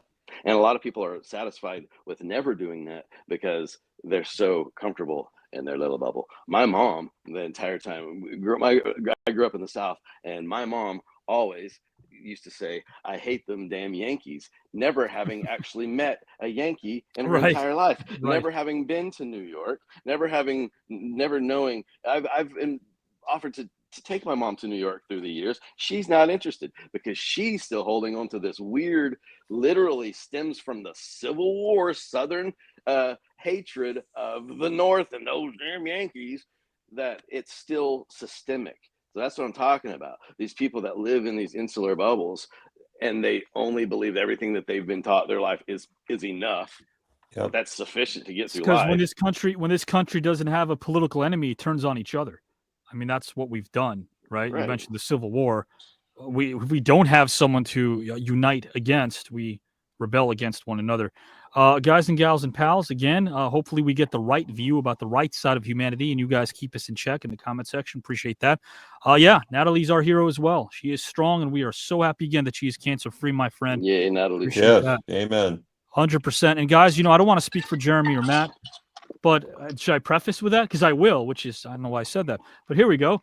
Jeremy and Matt, they epitomize what we're doing here. Hadn't met one another, to my knowledge, prior to this, and now they walk out as friends, and they respect each other. And that's what it's all about at the end of the day. Gotta love that. Let's bring in our judges. And guys, again, you're judging not based on someone's personal experience. Who resonated most with you? It's simple as that. Let's bring in Howard Collado right now, guys. Lightning round. We're going to find out who moves over to round number 3. Does Ryan have a chance? If he comes back, he's going to have to go solo as Jeremy and Matt depart. Matt and I are holding hands across this line. Matt and I are going into this one. Into round 3. It could very well happen. Howard Collado. Yeah, baby. I'm on it. Let's do it, Yeah. This is could all move about on to me and round Matt. 3 together, guys. Howard Collado, who do you think, or who did resonate most with you and why, good sir? And I love the camaraderie here. Jeremy, you kind of saddened me because you mentioned the Yankees, and I live in Brooklyn, New York, so that tear.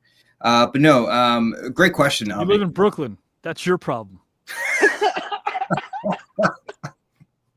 And it all falls apart here on the TKN network. Great question, Avi. I'll keep this very brief and short. I love the idealism that you talked about, Jeremy, everyone having a right to just travel everywhere and vice versa. They could come in here. But I was just thinking very much in very practical terms. What if you're not healthy enough to travel? And that's where kind of Matt just kind of spoke to me. Just the right to healthcare. It's to me just God. It's an amazing proposition. So if we could have that, I think it all starts with the mind, the body, and the soul. Before you go anywhere in life. So being able to address those things, I think, becomes really, because it's also not just physically, but also mental health, right? The ability to have, access to whatever medicine you want, whatever mental health, therapy you need, that becomes so important, But yeah, that said, amazing conversation by all 3 of you gentlemen. So thank you. Thank you. Appreciate you, Howard. As kids, parents are our heroes. And now I got to say that in your case, you are your mom's hero, the way you take care of her right now at her state. God bless you for that, Howard. Appreciate you. Appreciate that, man. It's a very noble thing to do. Mr. Sparling. Thank you, Howard. Send in love, buddy. 100%. Jamie? Gentlemen, that was amazing. Jeremy, I agree that travel heals the soul and gets us out of our bubble. However, healthcare is something that means a great deal to me. As a kiddo, I grew up on welfare, and that was how it went down. And if there wasn't some doctors that were available to me, sometimes that was the only adult, honestly, that probably knew what was going on. So I look heavily at healthcare. I love your passion, Jeremy, and I think we should heal some souls. But I have to give my vote to Matt on this one, brother. Appreciate you, Mr. It's Sparling. understandable, man. It's understandable, especially in this country. I got to tell you once again, Jamie, what you're doing out there is great. We know you lost someone very important to you as well. So thank you for giving us your time as well. Stay strong. You've got a family in us. Let's bring in Miranda and see who she votes for and why. I love these topics. This is so relevant. But Avi better stop talking about Brooklyn. I'm from Brooklyn also. Where's that mute button? No, I'm kidding. I love both of what you were saying, and Jeremy, I wish everyone could travel and see the world. I wish I could travel more and see more of the world as well. I love seeing new cultures and foods and everything like that. I feel like it brings us closer together. But I do have to agree, like the second Avi said the topic, I was thinking healthcare. So I have to agree with Matt and give my vote to Matt. I think it's so sad when people have to, pay so much money just to survive and to live. Like it's expensive to live and be healthy. And I worked with brain injury patients for my internship at NYU Rusk. And I saw some people who had like strokes or they were hit by cars and stuff, and they had to sell their house. They went bankrupt, and it's just really sad. So I think that healthcare is so important. So important. I completely agree with you. Mental health. It was literally the first thing that was on my mind, and I thought maybe it was like too easy, and so I think I overthought this one.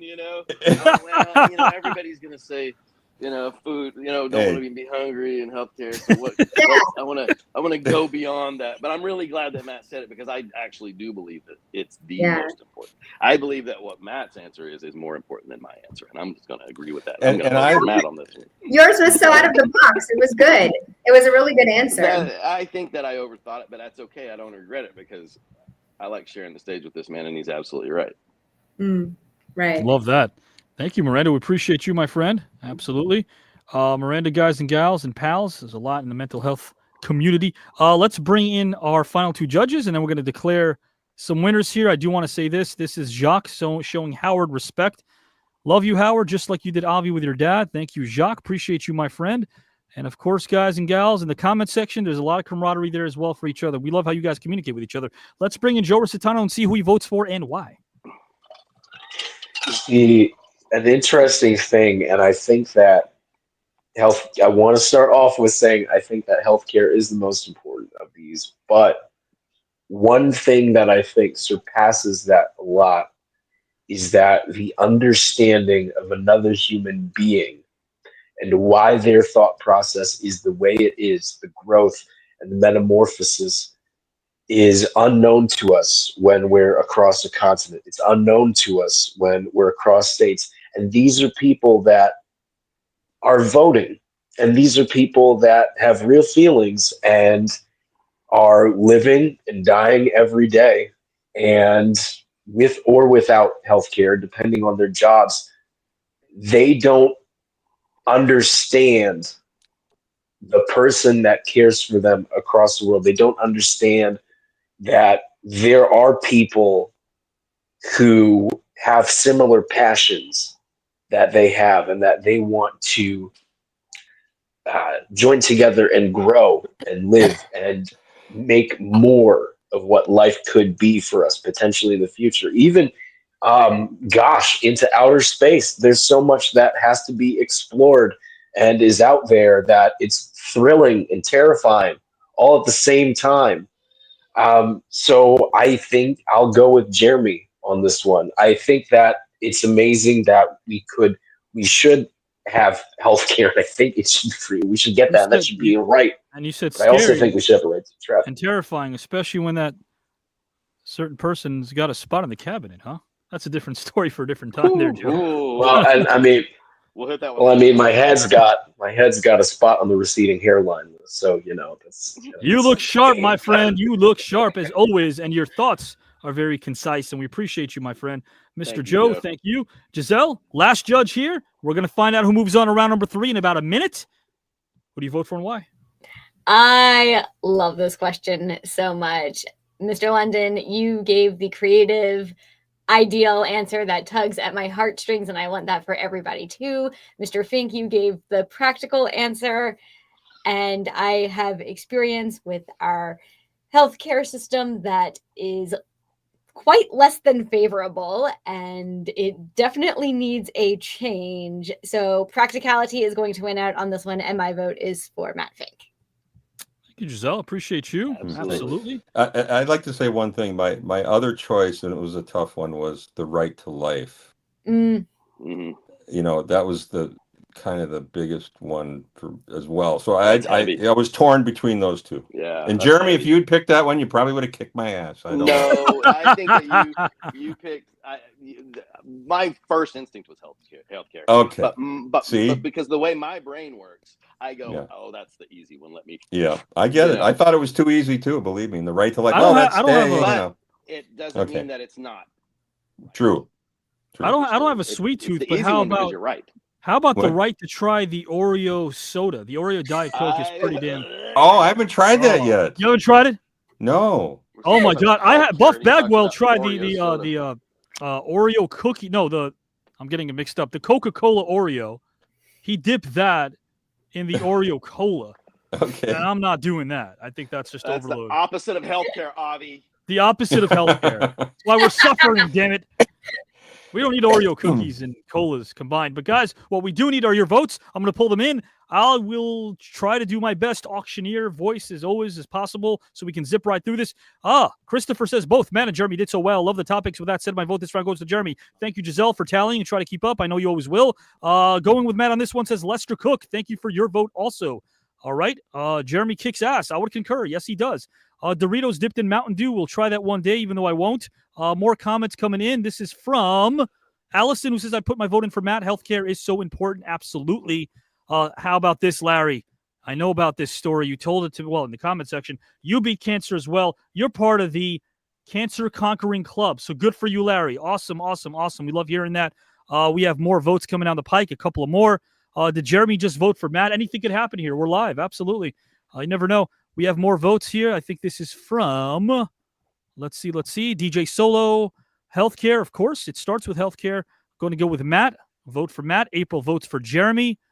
We have a couple of more. Larry says, Matt and Jeremy, thank you again for such an incredible night. It was a pleasure to watch. I feel that Matt resonated with me just a little bit more this time. My vote goes to Matt. And Howard Collado concurs. Howard, you already voted live. What are you voting in the comment section for? Trying to Jeremy's for you. This election is rigged. It's rigged. Voted twice. It's rigged. I demand a recount. Sharon from Hawaii votes Jeremy. Thank you for staying up, or I think, staying up. It's about late over there. Jeremy, guys and gals, gets another vote from early. Eric votes Matt. And I think there's about 5 more. But, guys, I'm going to make this official. Matt, I'm going to have a video to play for you right now. It's about 60 seconds. Hope you enjoy it. Jacques, going to go either way, but Matt on this one. It could have been either way. Yeah, it's very close. Thank you, Jacques, for your vote as well, my good friend. You're coming up soon in round number 2. Eric voting for Matt. I love seeing in the comment section this thing tallied 37, 30, 38, 34. This is incredible over here. Guys and gals and pals, we might see a reaction from Jeremy and Matt that we'll use in future shows. Let's see how they react to this. With 38 votes, it is official. And with 36, it is official. Both Matt Fink and Jeremy London will advance to round 3 of the TKN Celebrity Tournament. Man, oh man, they are going on to round number 3. Ryan Cabrera, I am sorry, my friend. Tech stuff happened, notwithstanding. You're a great guy. You're a great musician. You've got a great mind. But it is Jeremy and Matt moving on to round number 3. Ryan has been eliminated from the tournament, but not from the network. Man, oh man, it's going to be fun. Jeremy, I'm going to play Matt a video right now. Matt, did you have a good time, my friend? Oh, it was wonderful. And Jeremy, you're such a card. What a card you are. I enjoyed you. And your answer was right. I gave you, I voted for Matt on that last one. There you go. Matt, he voted for you. He voted for you. No, but God, Jeremy, I want you to send me your songs. Send me links. I want to hear what you're doing. Yeah. And watch the movie, too, that we sent you, too. How the cool, movie. man. The film. That's Yeah. cool. Thank you, my friend. I want to hear your That music. really I'll means send you some of my stuff if you want to hear it. I would kind of like to hear it. I think that I Okay. haven't heard some of it before, but I'd like to hear more of it, my friend. Yeah, but the new stuff. Oh, I let me can't tell wait, you. my friend. The new I stuff's can't wait. great. Guys, And- I'm Sorry, going go ahead, ahead. Matt, please. No, and my son Max is also producing and writing great stuff right That's now. Yeah. so great. Is he really? He's coming. That's Yeah, Max That's Millie, wonderful. MVXMILLI, Max Millie. Ooh, Max Millie in the Nice. house, guys and gals. Jeremy London's in the house, guys. We're going to talk a little bit from London to you with Mr. Jeremy. He's here live. Some stuff, maybe it's to wrap up some stuff we feel about current events. Jeremy, I'm going to put you backstage for a brief moment, my friend. Thank you all. This was so much fun. Matt, You you're are a awesome. rock. This was awesome. Without question, you're awesome. I'm going to bring you right back in, Mr. London. Thank you again. Guys and gals, this is Matt Fink. This is a video that I put together for Mr. Matt Fink, sort of a trip down memory lane. It's about 60 seconds. Hope that Matt enjoys this. Matt, my friend, this is from me to you.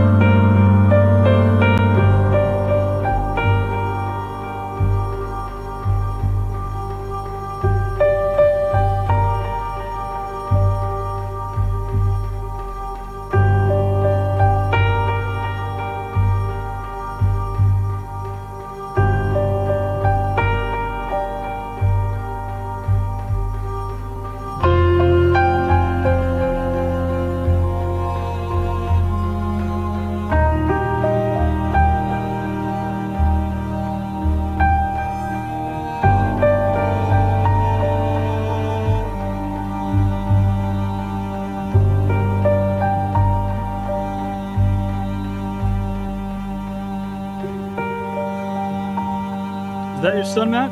Yeah, that's my youngest son, Gabriel. He just got married last August. Wow. Congrats, Yeah. Gabriel. Thanks. That was like 5 years ago, that picture. Sure. Yeah.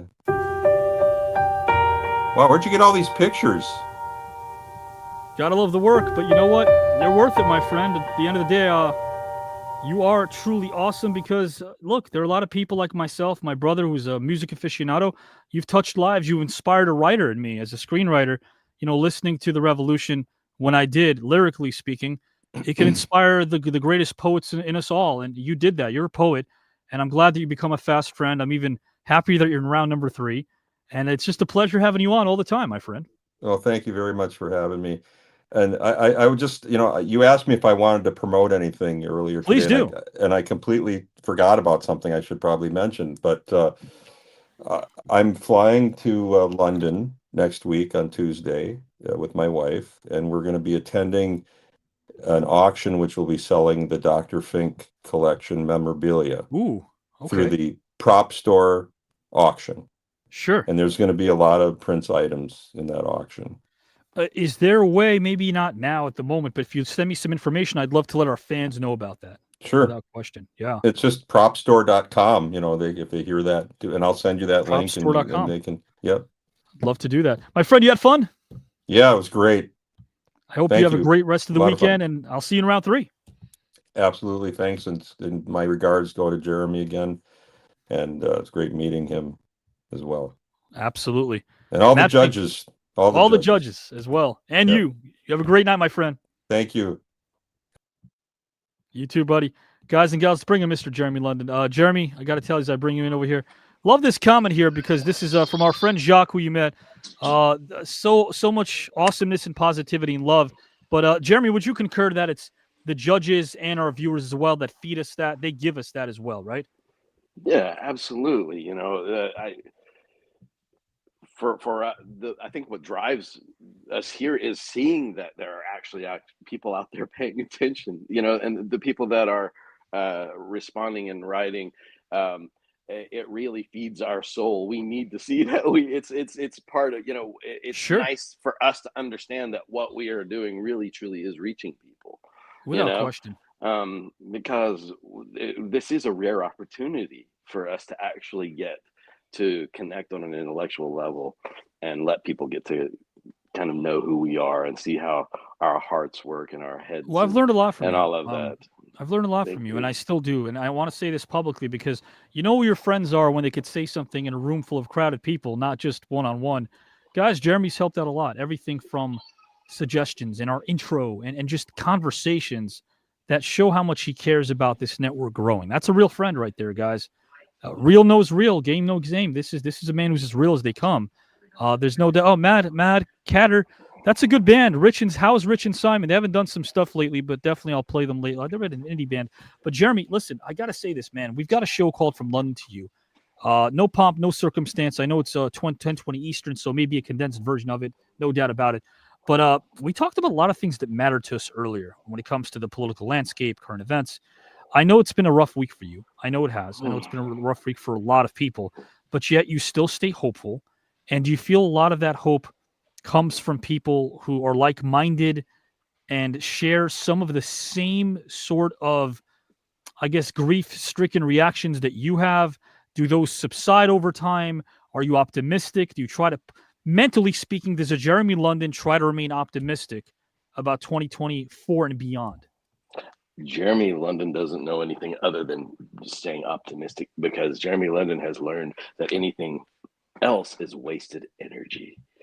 If we put energy and continue to put energy into worrying about what could happen and what's going to happen and trying to become these great prognosticators, we're going to literally, our brains don't know the difference between real stress and manifested fake stress, right? Like if we're living scenarios of doom and gloom in our brains are experiencing that trauma as if we're going through it, and we keep ourselves in those negative cycles that way. And so we have to understand that it's garbage in, garbage out. If we're going to just focus on the negatives and all of that stuff, then it's only going to stay negative. If we can't see the positives in all of whatever's happened here, because the one thing that I think that has happened, and the reason that the elections are unfolding the way that they're unfolding and all of that stuff, is that we as a country, in our sort of American elitism, have become just too comfortable and complacent with relying on other people to handle it for us, right? And so there really are only it's a smaller group of people than we realize that actually stay engaged. And it felt like with Kamala's big rallies and all of that stuff, that there were more people engaged than that they were, but they really kind of only just sort of reinvigorated the people that wanted to be engaged in the first place. They didn't But really I think it's bring because in they swore a their whole allegiance lot of to the new party, people. not the person. Yeah, that's a major issue with what keeps happening in our country, because it creates tribalism, and the fact that one side keeps getting sort of tagged with a certain belief system, whenever maybe not all of us are in that belief system. Just because I'm on the left doesn't mean that I believe in all of these insane extreme things that the far left believes in. And just because I'm on the left doesn't mean that I don't accept some of the things that the right believes in as being valid, because they are. As long as human beings are thinking them and feeling them, they are valid, right? I would agree with that. But I think there's also a reason why, and this isn't off topic, although it could sound like that. Thank you, Lester. We appreciate you as well. Thank you guys all for just the amazing comments about how much fun you're having on a Saturday. Thanks to, again, Jeremy, Matt, our judges. I brought up L. Ron Hubbard earlier. I brought him up. All right. Guys and gals and pals, if you want to look this guy up, do so with a disclaimer. That's all I'm saying. But I brought up L. Ron Hubbard. And the reason why I brought him up in a conversation earlier, never thinking I'd bring up his name now live as we are, was because there was a man with a plan that had a lot of people with money backing that man. And it scares me to think that that's where we are politically, that as long as there are people that have dollars and cents to back up ideologies that can't help us as a country, we're going to buy them hook, line, and sinker because we want to fit in. Tribalism. I don't think that what scares me, and this isn't meant to be some hopeless narrative that I set forth, but as long as the human condition wants to fit in, Jeremy, on the very highest level, politically speaking, we're always going to swear our allegiance to the party and not the policy. And that scares the shit out of me. Well, because unfortunately, as just a species, we've become incredibly lazy. Yeah.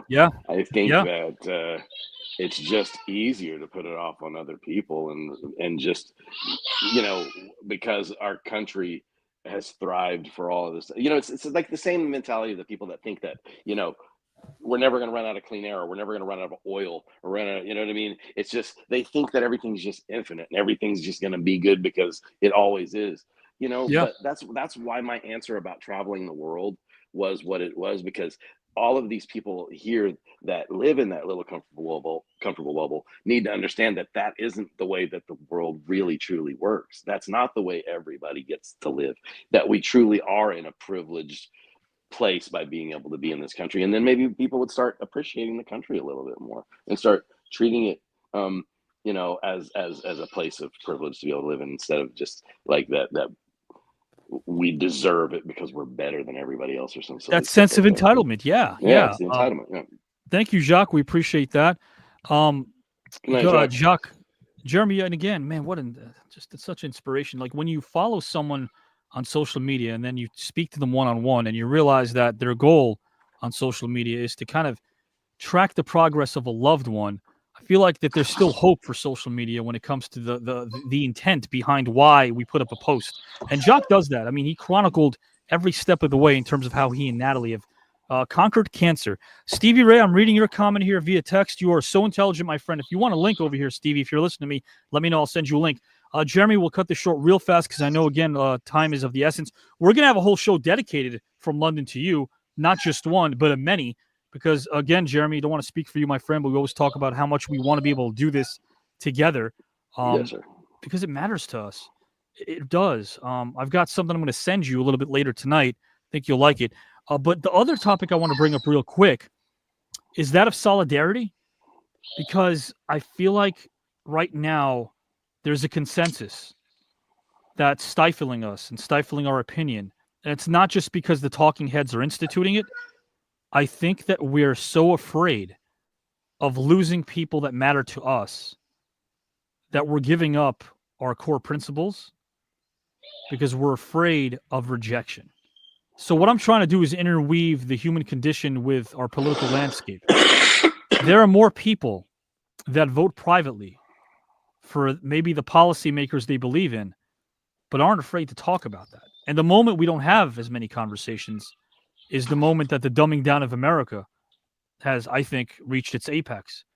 People aren't conversing anymore. They're afraid to talk. I must have had 5 texts of someone said, "Hey, easy, watch what you're talking about." And my response in here, no offense, this is slang, was F you. We're going to talk about this because we need to talk about this. Yeah. That doesn't make me a villain. Like here, I could tell you right now, I know you're going to love me just as much as a brother when I look you in the eye and tell you that I think that the Democratic Party, or at least some of those who are being represented in that party, a lot of them are spewing a ton of hate and are very clueless about all things foreign policy, and they better do their homework. That doesn't mean you're going to hate me for making a statement like that. Yeah, well, when I lost my train of thought earlier, that's what I was saying is that Kamala, they're and everybody on the left spent so much time just trashing Trumpers that they didn't spend any time connecting with that silent majority out there of people that need to feel seen and need to feel included and need to feel like their vote's going to matter and all of that, and feel like they're a part of the process. You know, having, first of all, Joe said that he was going to be a one-term president. Yeah. He went back on that. And so having him take up a whole lot of time where that could have been spent on actually vetting other choices, Gavin Newsom, Pete Buttigieg, you know, Josh Shapiro, whoever it could have been. I would love that, Avi. Thank you. All of, you know, we would have had better choices. And I liked Kamala. Don't get me wrong, but Kamala was not my first choice, and she probably wouldn't have been my first choice. And it had nothing to do. It had nothing to do with her being a woman or any of that stuff. I just, in what I said earlier, if you've got Kamala Harris at a podium talking to a crowd, and you've got Michelle Obama right there talking to a crowd, it's how can it's a you know tough what I mean? act to follow. Oh, that's a tough act to follow, right? You go, oh, that's what a leader looks like, and then all of a sudden she looks weak in comparison. So that didn't help. Why didn't they? And I say, why didn't they send her as if it wasn't a choice? Why wasn't she speaking more these last 3 years? We knew that the mental deterioration of one Joe Biden was also in full effect. Why wasn't she out there more? I don't think that anybody, first of all, nobody really truly understands what a vice president's role is. And a vice president's role is really two things: to preside over the Senate, yes, and break ties just in case, and then, you know, do the vote thing on you know, verify the votes, the electoral votes on January 6th or January 20th, whatever it is, that, you know, January 6th. And that's it. It's basically a ceremonial role. Otherwise, she was given the task of going to South America and trying to figure out the origins and the reasons for mass immigration and all of that stuff. But I never saw any results from that. That seemed like a futile, fruitless effort. Whenever people were needing her to be on the border, she just should have been on the border. And so. But they're also supposed to mandate a lot of balls got dropped, man. Just, you know, but the VPs are also supposed to mandate at least some local, state, national government programs that can help us, which wasn't the case. That's not a constitution. That's not in our. That's really, truly not a constitutional mandate. So, really, honestly, the vice president is literally. Right. They're ceremonial at best. I brought up Agnew. Ever since Agnew took that stance, my problem with it is this: is our vice presidents at least were able to talk to local branches. Yeah, he was crooked as hell, though. He was literally in it for I mean, that's why he got tax evasion. Yeah. I mean, he was he was taking, you know, bribes under the table, You know, Sure. the whole Spiro Agnew story is fascinating. It's pretty It really fascinating. It is It's pretty fascinating. fascinating. But I hope it's the most that a vice president will ever be a story in our politics. You know what I mean? I'm very comfortable with the vice president remaining in the background and quiet and not hearing from them.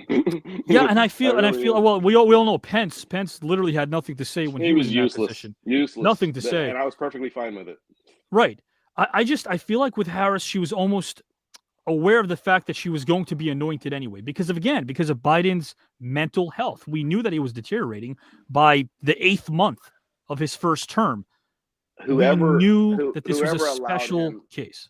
You know, I think that first and foremost, politicians need to just keep their words. And the same way that all of the Supreme Court justices, that when they were being vetted, said that they would never kill Roe versus Wade. You know what I mean? They were saying that, you know, it's precedent. We can't change precedent. And then they went and changed it. You know what I mean? Honesty is just, it doesn't matter. Even at the highest level, if Joe promised to be a one-term president and he went back on it, if he would have just done that, then we would have had that opportunity to have a full election season with choices, and then people would have felt more involved in the process. Sure. You know, so you can't just throw people. You can't throw somebody at people and go, "Well, here's your person that you're going to vote for now." No, you're right. You're right. And again, I think that was maybe the people underestimating the fact that the party was more important than the policy. We keep stressing that all the time. Where were the policies in that debate from Trump or from Harris? Gosh almighty, we knew that there weren't any. Policies don't exist with Trump. They just don't. And so, you know, like I said, they said that she had to be flawless. He got to be lawless, whatever. Right. And you said that earlier, and I like that. I like that. That was true. Yeah. I didn't. There was a reporter that quoted that from. So okay. I didn't come up with that. Okay. I wish I did. Van Jones, I think. Van Jones, yes. But I think that this whole thing was very short-sighted, you know, and I think that we learned some other things in the process.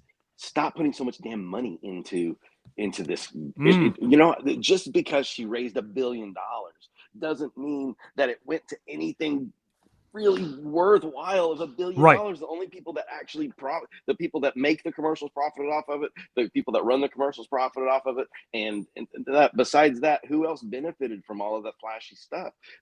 All of that, the billboards and all of that stuff. First of all, Trump just proved that you don't need all of that stuff because it was basically non-existent because people knew who he was. It's familiarity. Nobody knew who the hell Kamala Harris was. They didn't know who she was. And so they're not going to go vote for this person they don't know who she is. Yeah, and the pomp and circumstance behind it all, as you said, had no substance either way. I totally agree with what you're saying there. Guys, just this is who your choice is, and that's it. Pull up a couple of comments, then we're going to bid Jeremy adieu.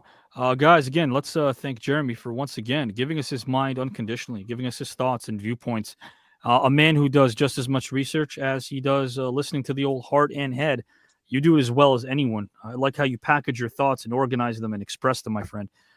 These are from our viewers and some of our judges as well. Joe typed in, I agree it divides, Gus, but I believe strongly to stand up through political decision if it means preventing the damage of loved ones who are absolutely in danger, i.e. women, yes, LGBTQ, yes. Howard Avi, I believe she was told to lay back and lay low after a Chuck Todd interview. I saw that interview that went south where she came across as uninformed when asked questions about the root cause of migration from. Well, if that's the case, she shouldn't have been lobbying for herself, right then, Howard? Because that's what she was doing. Gus Galaxy, Al Gore should have been president along with Jesse Ventura. I agree with that. I loved Al Gore. I got to meet him right before he ran, and I was so impressed with him.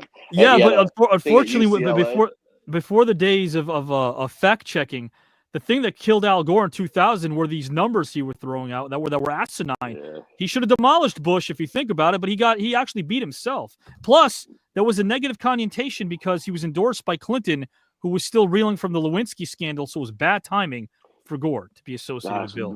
Dude, I long for the days of having something as simple as a Lewinsky scandal. Right. Please give us that back. Yes, just give us something so silly and simple. Totally like agree. Again. Gus, yeah, Teddy Roosevelt was a badass. He really was. He was a badass president and a badass. Jesse Ventura, well, he wants to do the TKN tournament. He's in round number 2. So there you go. He can't run for president. He wants to win this tournament. Couple of more comments, guys, and then we're going to get out of here. Yes, some really intelligent comments. Let's bring in the gang for any question you might have for Jeremy, for myself, for this conversation. Larry says, I'm not a fan of politics myself, but I understand the necessity. I just wish people could have civil discussions without descending into hate. Example, TKN. Thanks. Appreciate that, man. Yes, Larry. Absolutely. That's why I love this forum. This forum. It truly is a wonderful place for us to come together. You're a huge part of it, brother.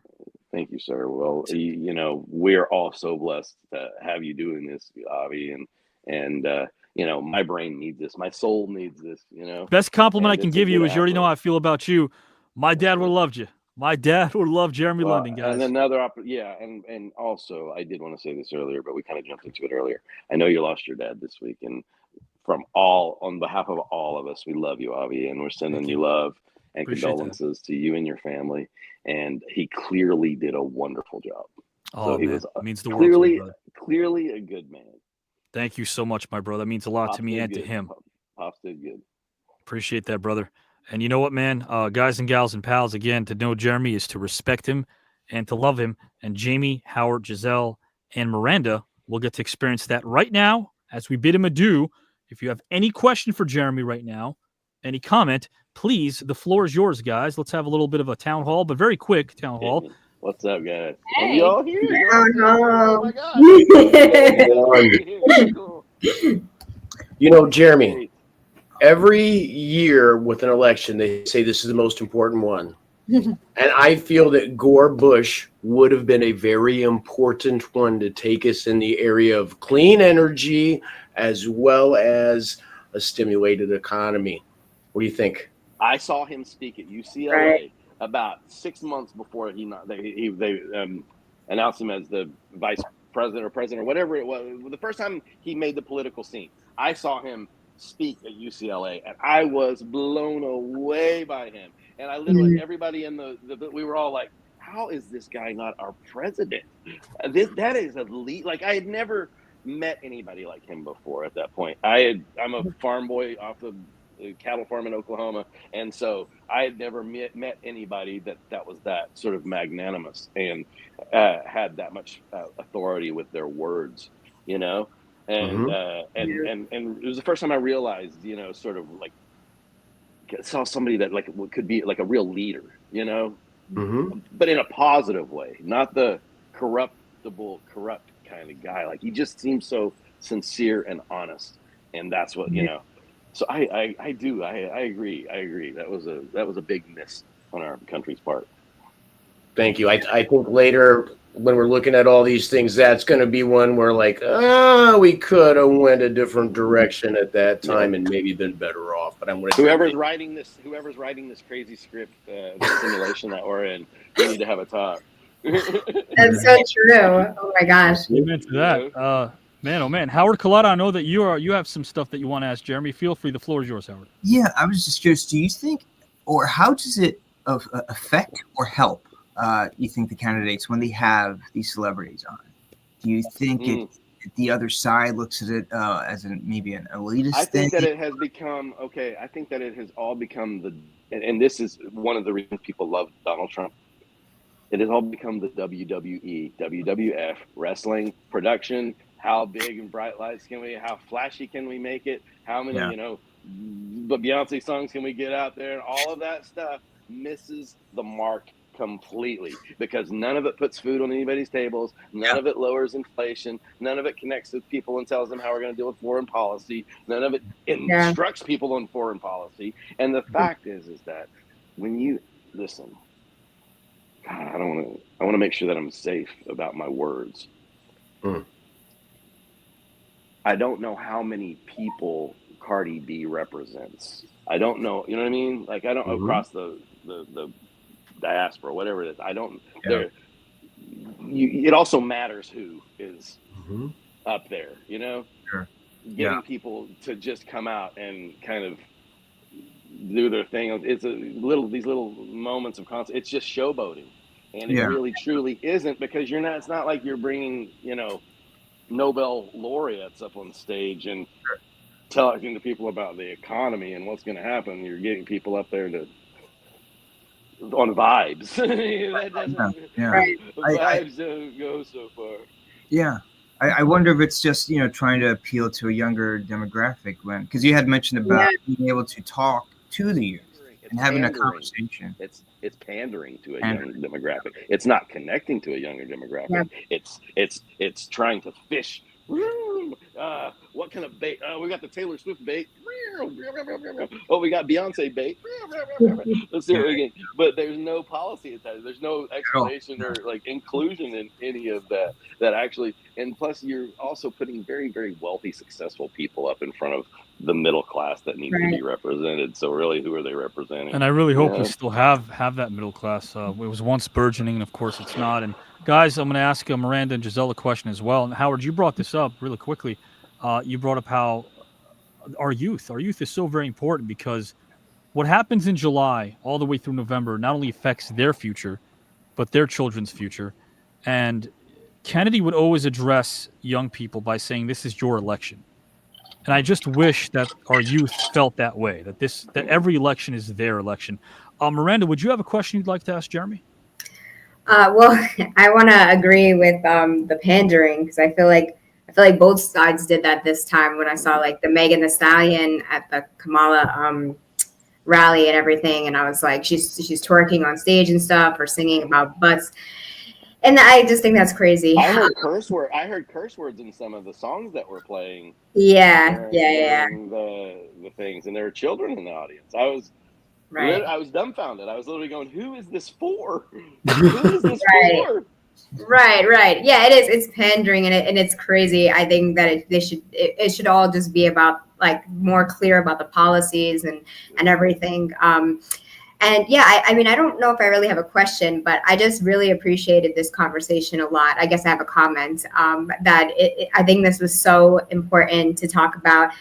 So thank you, Avi, for giving this topic. And also thank you, Jeremy, for being so candid and open. And clearly, you know what you're talking about. Like you've done your research very, very clearly. And maybe you should be president next time. I'm smart enough to never even think about going there. I'm sure. I would never pass the vetting process, and I am proud of it. Giselle, I know you've had conversations with Jeremy on From London to You in the past. Of course, you judged tonight as well. Any comment or question directed to Mr. London? Yeah, I have a couple. The first is a little bit off of what Howard said and continuing that conversation with the youth, because not every state has, or even every district has, standardized practices for people in college to vote. In some places, you have to register in the city in which you are attending school. In some places, you register and you vote in your hometown until you're done with college. So do you think there's a way to make that more accessible to that young 18 to 22-year-old demographic who may be voting for the first time and may not be aware of how to vote, where they need to register, where they're going to vote, and then miss out on their first election? I think I think that is on parents to educate their children, but I also believe that our education systems are failing these basic civil lessons that explain what our branches of government are and how things work. Nobody knows anymore. Nobody's told anything. Everything's glossed over because all of our money in this country goes into wars and killing people, and nothing goes into the education system and educating our children. And so our kids are getting dumber and they're getting more disengaged. You know what I mean? Why put energy into an old white man that doesn't give a damn about you? I think that we have to, the AOCs and the Maxwell Frosts and all of these, and Jasmine Crockett, all of these, the younger generation of politicians are the ones that are hopefully going to eventually lead the charge if we're ever going to progress and make the changes that's going to get, our country all on board with each other. Because the old guard is continuing to just let us down. What used to work doesn't work anymore. It just doesn't. We evolve. Things evolve. Politics evolve. But we as people don't seem to be evolving at all. I don't know. It's like now that the internet's here, now we have this, all the information at our fingertips. We've become stupider. People don't try to learn any. People don't. It's going to get to the point where our youth is tired of seeing the bottom fall out, and they're gonna beg for substance that isn't there. We are letting them down. Why should they care when we continually just let them down? They're gonna get sick. They're gonna get sick of all of this style over substance type of politics we're seeing, and I think it's probably not going to happen in our lifetime, but it's going to have to get a lot worse before it gets better. But guys and gals and Howard, just one last one, please. What do you think strengthens our capacity to have uncomfortable conversations? People grow. It's people suffering. People stop being ugly to each other and being willing to not personalize those hard conversations. Everybody makes it about me, instead of us. Until people can, it's narcissism. It's the American elitism. It's the thing inside us that makes everybody feel like the world revolves around them. And so it's what's going to affect me today. What's going to help me today? It's getting people out of that bubble and reaching out and connecting with the rest of their community and it's true society in general. Even subtitling our lives or subtitling our missions aren't helpful anymore because no one understands what anyone stands for. But guys and gals and pals, we know what Howard, Giselle, Miranda, and Jamie stand for. They stand for awesome intellectual excellence. We're going to put them backstage momentarily as I play a video for Mr. London. Thank you, guys. You guys all rock. Thank you so much. Thank you, Jerry. So much. 100%. Guys and gals and pals, stick around for the outro because we're going to find out who's facing who for next Saturday night's live show. Jeremy, this is a video I made for me to you, my friend. I hope you enjoy and dig in as we bid you adieu, good sir. Guys and gals, always got to get you, my friend. You deserve it. This is Mr. Jeremy London.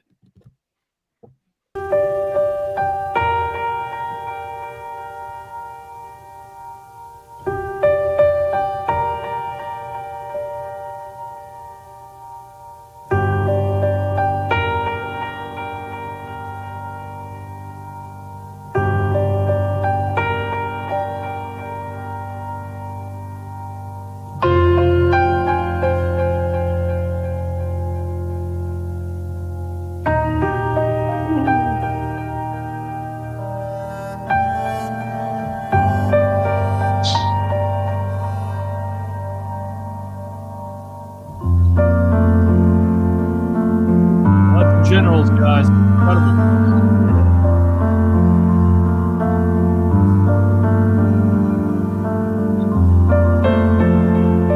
There he is, Brian. There he is, Danny.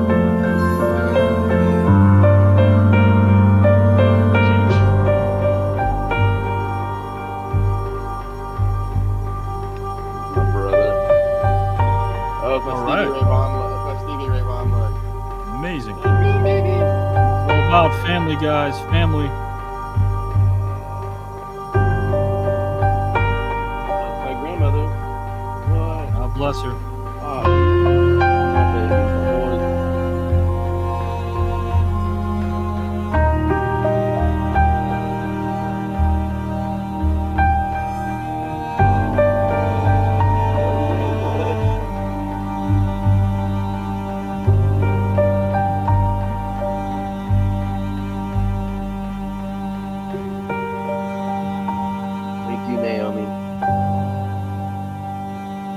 Snoop.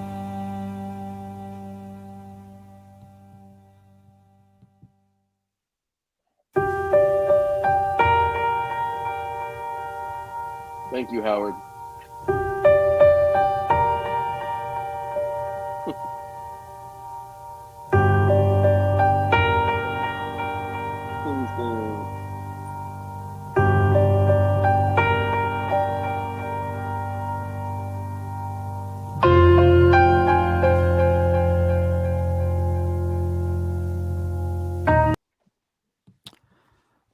I would concur with Chad. I am very happy to see Jeremy. You know why, guys? In round number 3, because it means we're going to learn more from this man.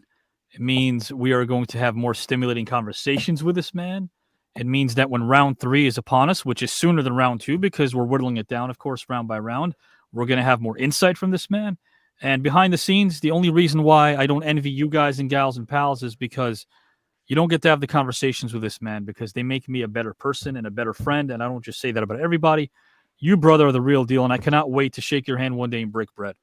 Thank you. It means a lot, Avi.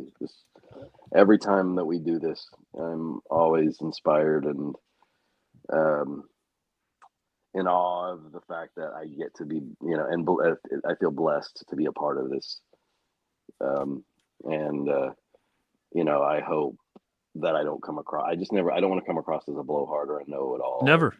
Anything like that. I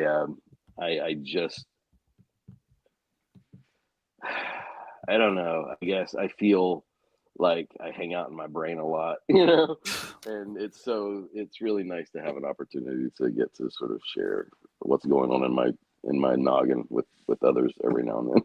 I value it. I value you. Did you have a nice time tonight, my friend? I had a wonderful time. I always have a wonderful time. Mr. Fink is incredible. I'm a huge fan. I mean, and just seeing the beautiful intro now, Avi. Wow, it's just hearing Morgan Freeman's voice, it's just beautiful. It really draws you in now, and it puts into perspective immediately the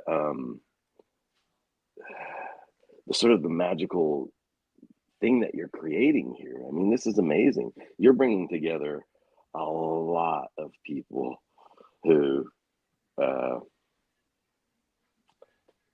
have had that little bite of that apple, have had that little bite of success. And sure. Like that.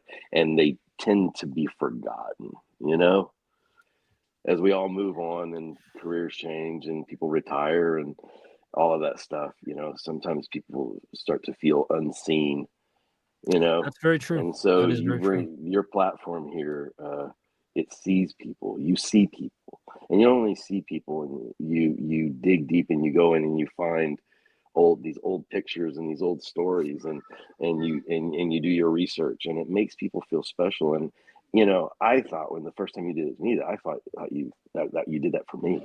And the coolest thing was whenever I started realizing you don't just do that. You did this for me. You do that for every single person in this tournament. You've done that for. And I want you guys to be seen for who you are as people, man. It's about time that you get to see and be appreciated for who you are as human beings. And I'm glad. I don't think that happens enough. And I think that's why this is more important than people realize. Well, you're important. Our human side, that we are just people. Yes. At the end of the day, that's what it's all about. And I got to say this. Last question for you is this, my friend. It's not a sin to be a nice, good old-fashioned competitor in a tournament like this. Jeremy, doesn't matter who you got for round number 3. I think you want to go the distance. I only know how to go for the win. Why would anything other than that doesn't even compute in my brain? Love it. It's the thing we were talking about with Sugar Ray Leonard. Champions only know how to be a champion, right? That's it's right. Like I even more for myself. I want to show my lady who's barely been out of Mississippi her life. I want to show her the world, and so I don't want to just win this for me. I want to win this for her. It's more important for me to be able to share this stuff with her, and because it goes back to what I was saying, like the privilege of being able to travel and expand your mind. What a gift. Her world is kind of just sort of her experience in Mississippi. And while it's been wonderful, and she's a wonderful woman, when I got to take her to Niagara Falls and stuff like that, she got to see that, oh my gosh, this world is a lot more amazing than I realized it is, Well, and so I just wish everybody had that opportunity and that blessing. Well, I hope that you guys both get to enjoy that tzatziki sauce in Greece someday via this tournament. And until then, my friend, and I'll be in touch with you very, very soon. You have a great rest of the night. Thank you. I love you, Avi. I love you, everybody. You too, bro. Thank you all, everybody. Go enjoy your Saturday. Get out of here. Go. Bye. Go. Mr. Jeremy London, guys. Class personified. Jeremy, guys and gals, You're right, Matt Catter. I like your comments tonight. New viewer, Jeremy doesn't know what the word losing means, not in his vocab. And I do want to play a bit of that clip next week about that very awesome band, House, Rich, and Simon. They're a very great band. TKN is bringing in so much needed positivity in the world that needs it so badly. Don't know about that, but I'm surrounded by a lot of them, Allison, and that makes it a lot easier. Chad, some more comments here. Does that mean Jason will get a call after the show, Jeremy? We don't know. Jeremy's in round 3. Jeremy, full-on use your intelligence. And we may have seen the last of Jason if you watch the Black Box. If you also want to see what the Green Roomers and some of the Engine members thought about this match prior to it airing live tonight, watch the Black Box. I'll play prediction videos this Wednesday night and a whole bunch more activity on Wednesday night. You don't want to miss the Black Box on Joe Rizart's page. That's Joe Rizart. Joe Rositano, as we know him, but his Facebook page is Joe Rizart. Wednesday night, 8 p.m. Eastern time, this Wednesday. It's more than a recap. It'll also be a finals matchup, perhaps, between Miranda and, if I'm not mistaken, is it Howard or is it Sean Archer? I'll have to check. It's been a rough couple of weeks, but we do know that Black Box returns this Wednesday on Joe Rizart's page, and it'll be debuting on the YouTube channel, perhaps with a Buff Bagwell, Bryant McKinney tiebreaker matchup, perhaps, as it debuts on YouTube. Thanks to this man and his great ideas and suggestions, Mr. Jamie Sparling. I won't talk about someone who I think needed a suggestion box back in the day. We won't do that here. But guys and gals and pals, if you know the joke, you know it. Guys, it's no joke, because at 2 hours and 56 minutes, I'm glad that we might have, we did From London to You. I'm glad that the town hall meeting involved Jamie and Giselle and Howard and Miranda, guys and gals. But let's bring in Ramon. Let's bring in Brian right now to join the party. How are you guys doing over here? Hey, doing great. Wow, looking good, Ramon. Ramon, how do you feel about this? Because I did announce this on a Wednesday, but I'm gonna announce it on a Saturday. Guys, John Amos, a dear friend, was supposed to be in round number 2 before he passed away, and he was scheduled to face Tim Hardaway Sr., who's an NBA Hall of Famer, and Tretch from Naughty by Nature. John's not with us anymore. And I know he wanted the match to be as advertised as a triple threat matchup, which means that one person, and one person only, who's been eliminated from this second round, will have a chance to be part of that 3-way matchup if they get voted back to participate against 2 others who've lost. So essentially, we're going to have a sea of people who've been eliminated in round number 2, a sea of them, a ton of them, over 20 or 30 of them at least. At some point in the spring, when round 2 starts winding down, you guys and gals and pals will be voting on 3 individuals who've been eliminated in this second round. Those 3 will face each other in a mini match, and that one person will then face Tretch and Tim Hardaway just for the right to go to round number 3. It's a 3-step process, but there's still a glimmer of hope for those who have been eliminated, including Ramon, so you never know. We'll see how that goes. Brian is still scouting. In case you're wondering why you didn't see him on air tonight earlier, he's scouting intently. He's watching every match and taking notes. Am I right, Brian? Oh, you better believe it. I've got it knocked down to a few that I'm thinking. But that's for me to decide. Yeah, Brian's got the green ticket. It's a rare commodity. He's got one of them. He means he can insert himself in any match if he'd like. But essentially, guys and gals and pals, what you see is what you get. This is very easy to understand. And it's very easy to understand why Howard, who's going to be on screen right now, and Giselle is going to be on screen, and so is Miranda. Dad, we appreciate you as well.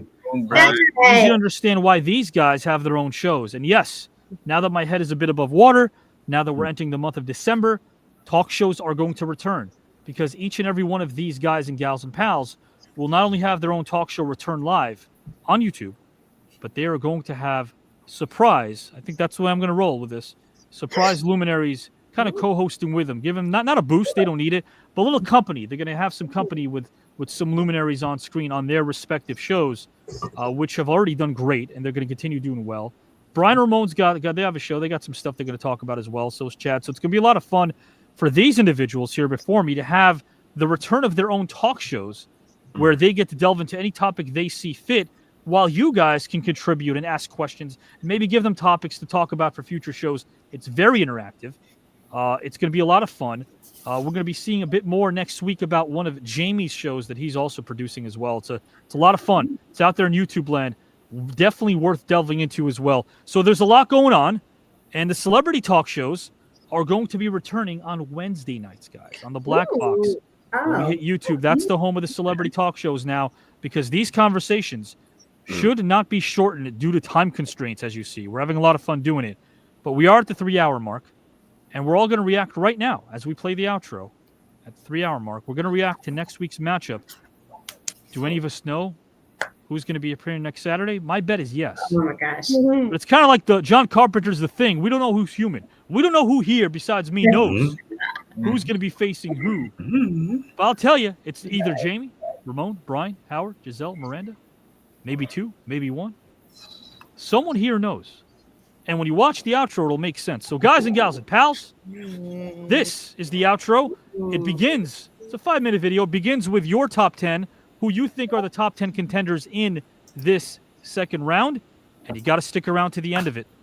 I'm going to give some of these guys on screen and gals a solo layout. They're going to react to the match that they see before them, airing next Saturday, November 16th. Same YouTube channel. If you want to help us, click that subscribe button. Watch, share, like. Please comment on the Facebook pages of Jamie, Ramon, Brian, Giselle, Miranda, Howard, Joe Rositano, everybody else here in the Green Room family. They're posting every day. Show them some love. Comment. Everyone in your life, guys and gals and pals, we want to see them at least know that we exist. Get them out there. We're 2 million strong and 67,000 plus subscribers strong in only 10 months. Let's kick it up another notch as we end out 2024 and close out the way we did with a lot of hope. Guys, this is the outro. Take it in. Enjoy. Jamie, Ramon, Howard, Brian, Giselle, Miranda, Matt Fink, Ryan Cabrera, who we wish the very best as well. Farewell video coming this Wednesday for him. And, of course, guys and gals, Jeremy London, for Mr. Jacques Rougeau in the comment section, and all of you as well. We appreciate you. We love you. Enjoy this outro, and we will see you Wednesday night on the Black Box and next Saturday night live for episode number 216 and night number 8 of round number 2 of the one and only TKN Celebrity Tournament.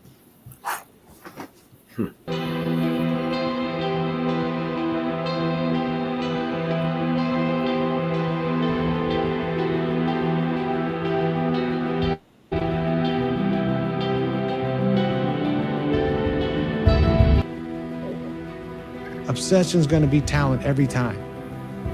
You got all the talent in the world, but are you obsessed? Is it all you ever think about?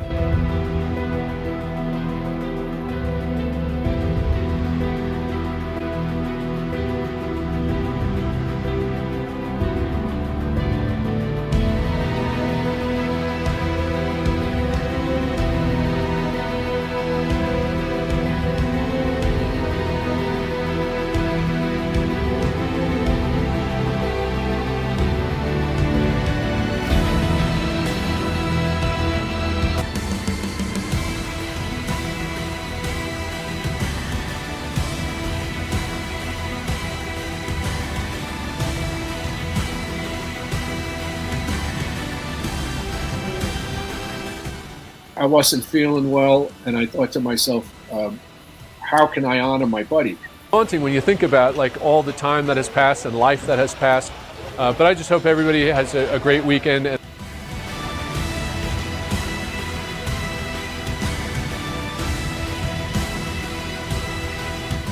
And ever since I was a kid, I really wanted to be a baseball player. Well, it's kind of like Samson, you know, you feel good about long hair. I mean, you've got great hair, so I mean, I'm glad you show it off all the time.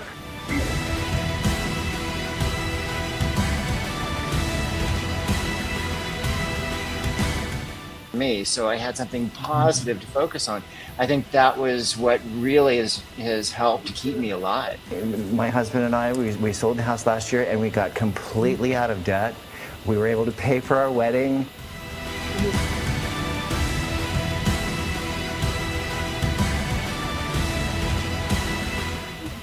When we came into the 80s, the early 80s, boy, did I feel the shift from the 70s to the 80s. Nothing can hold a candle to like Last American Virgin or Better Off Dead or Bill and Ted. Those are, I'm not taking away from it, but really great acting in this too.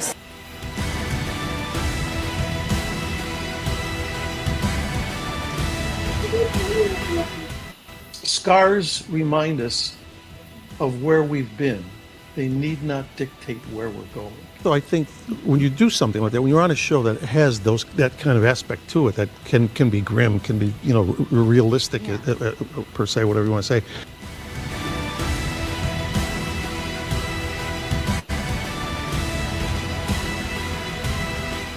It's too old, and at 89, what would they think of me? I thought. I'd look up and I'd see those church ladies and I'd say, it's okay, I can do it.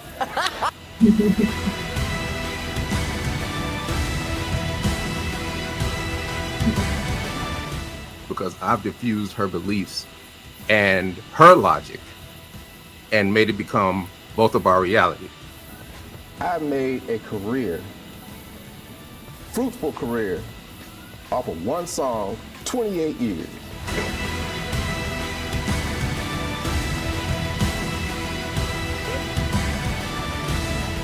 Both are fighters.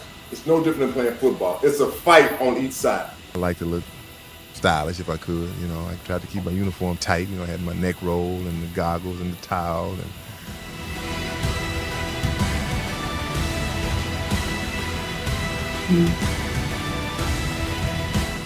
I learned I had friends whose parents didn't speak English.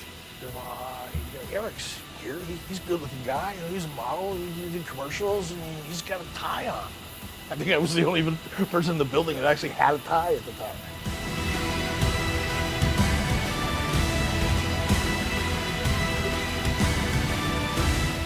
So you ask yourself, then how does $9 billion go missing in Iraq? Knowing that one day he would be drafted by the Braves.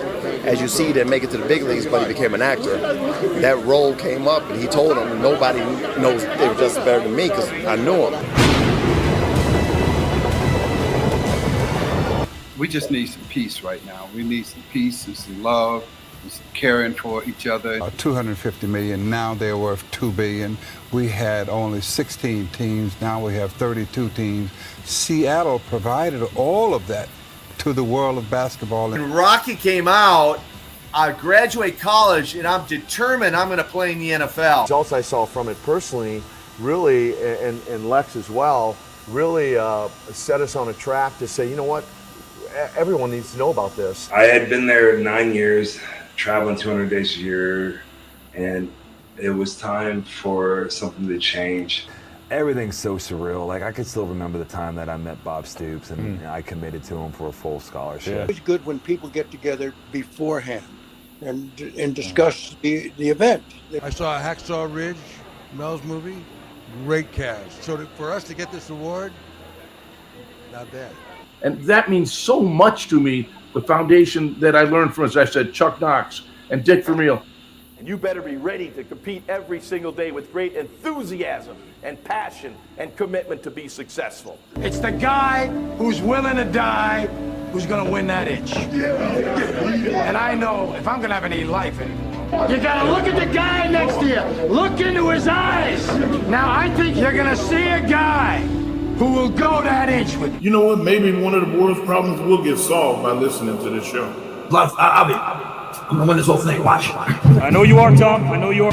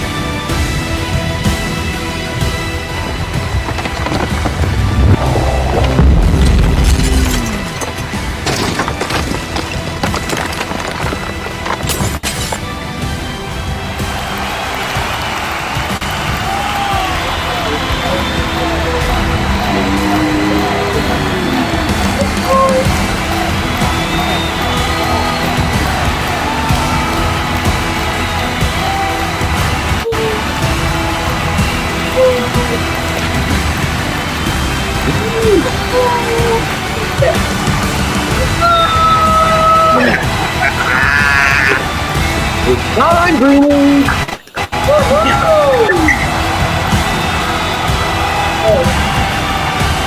to make it happen. Yeah! Game time, baby! Let's go! It's your time.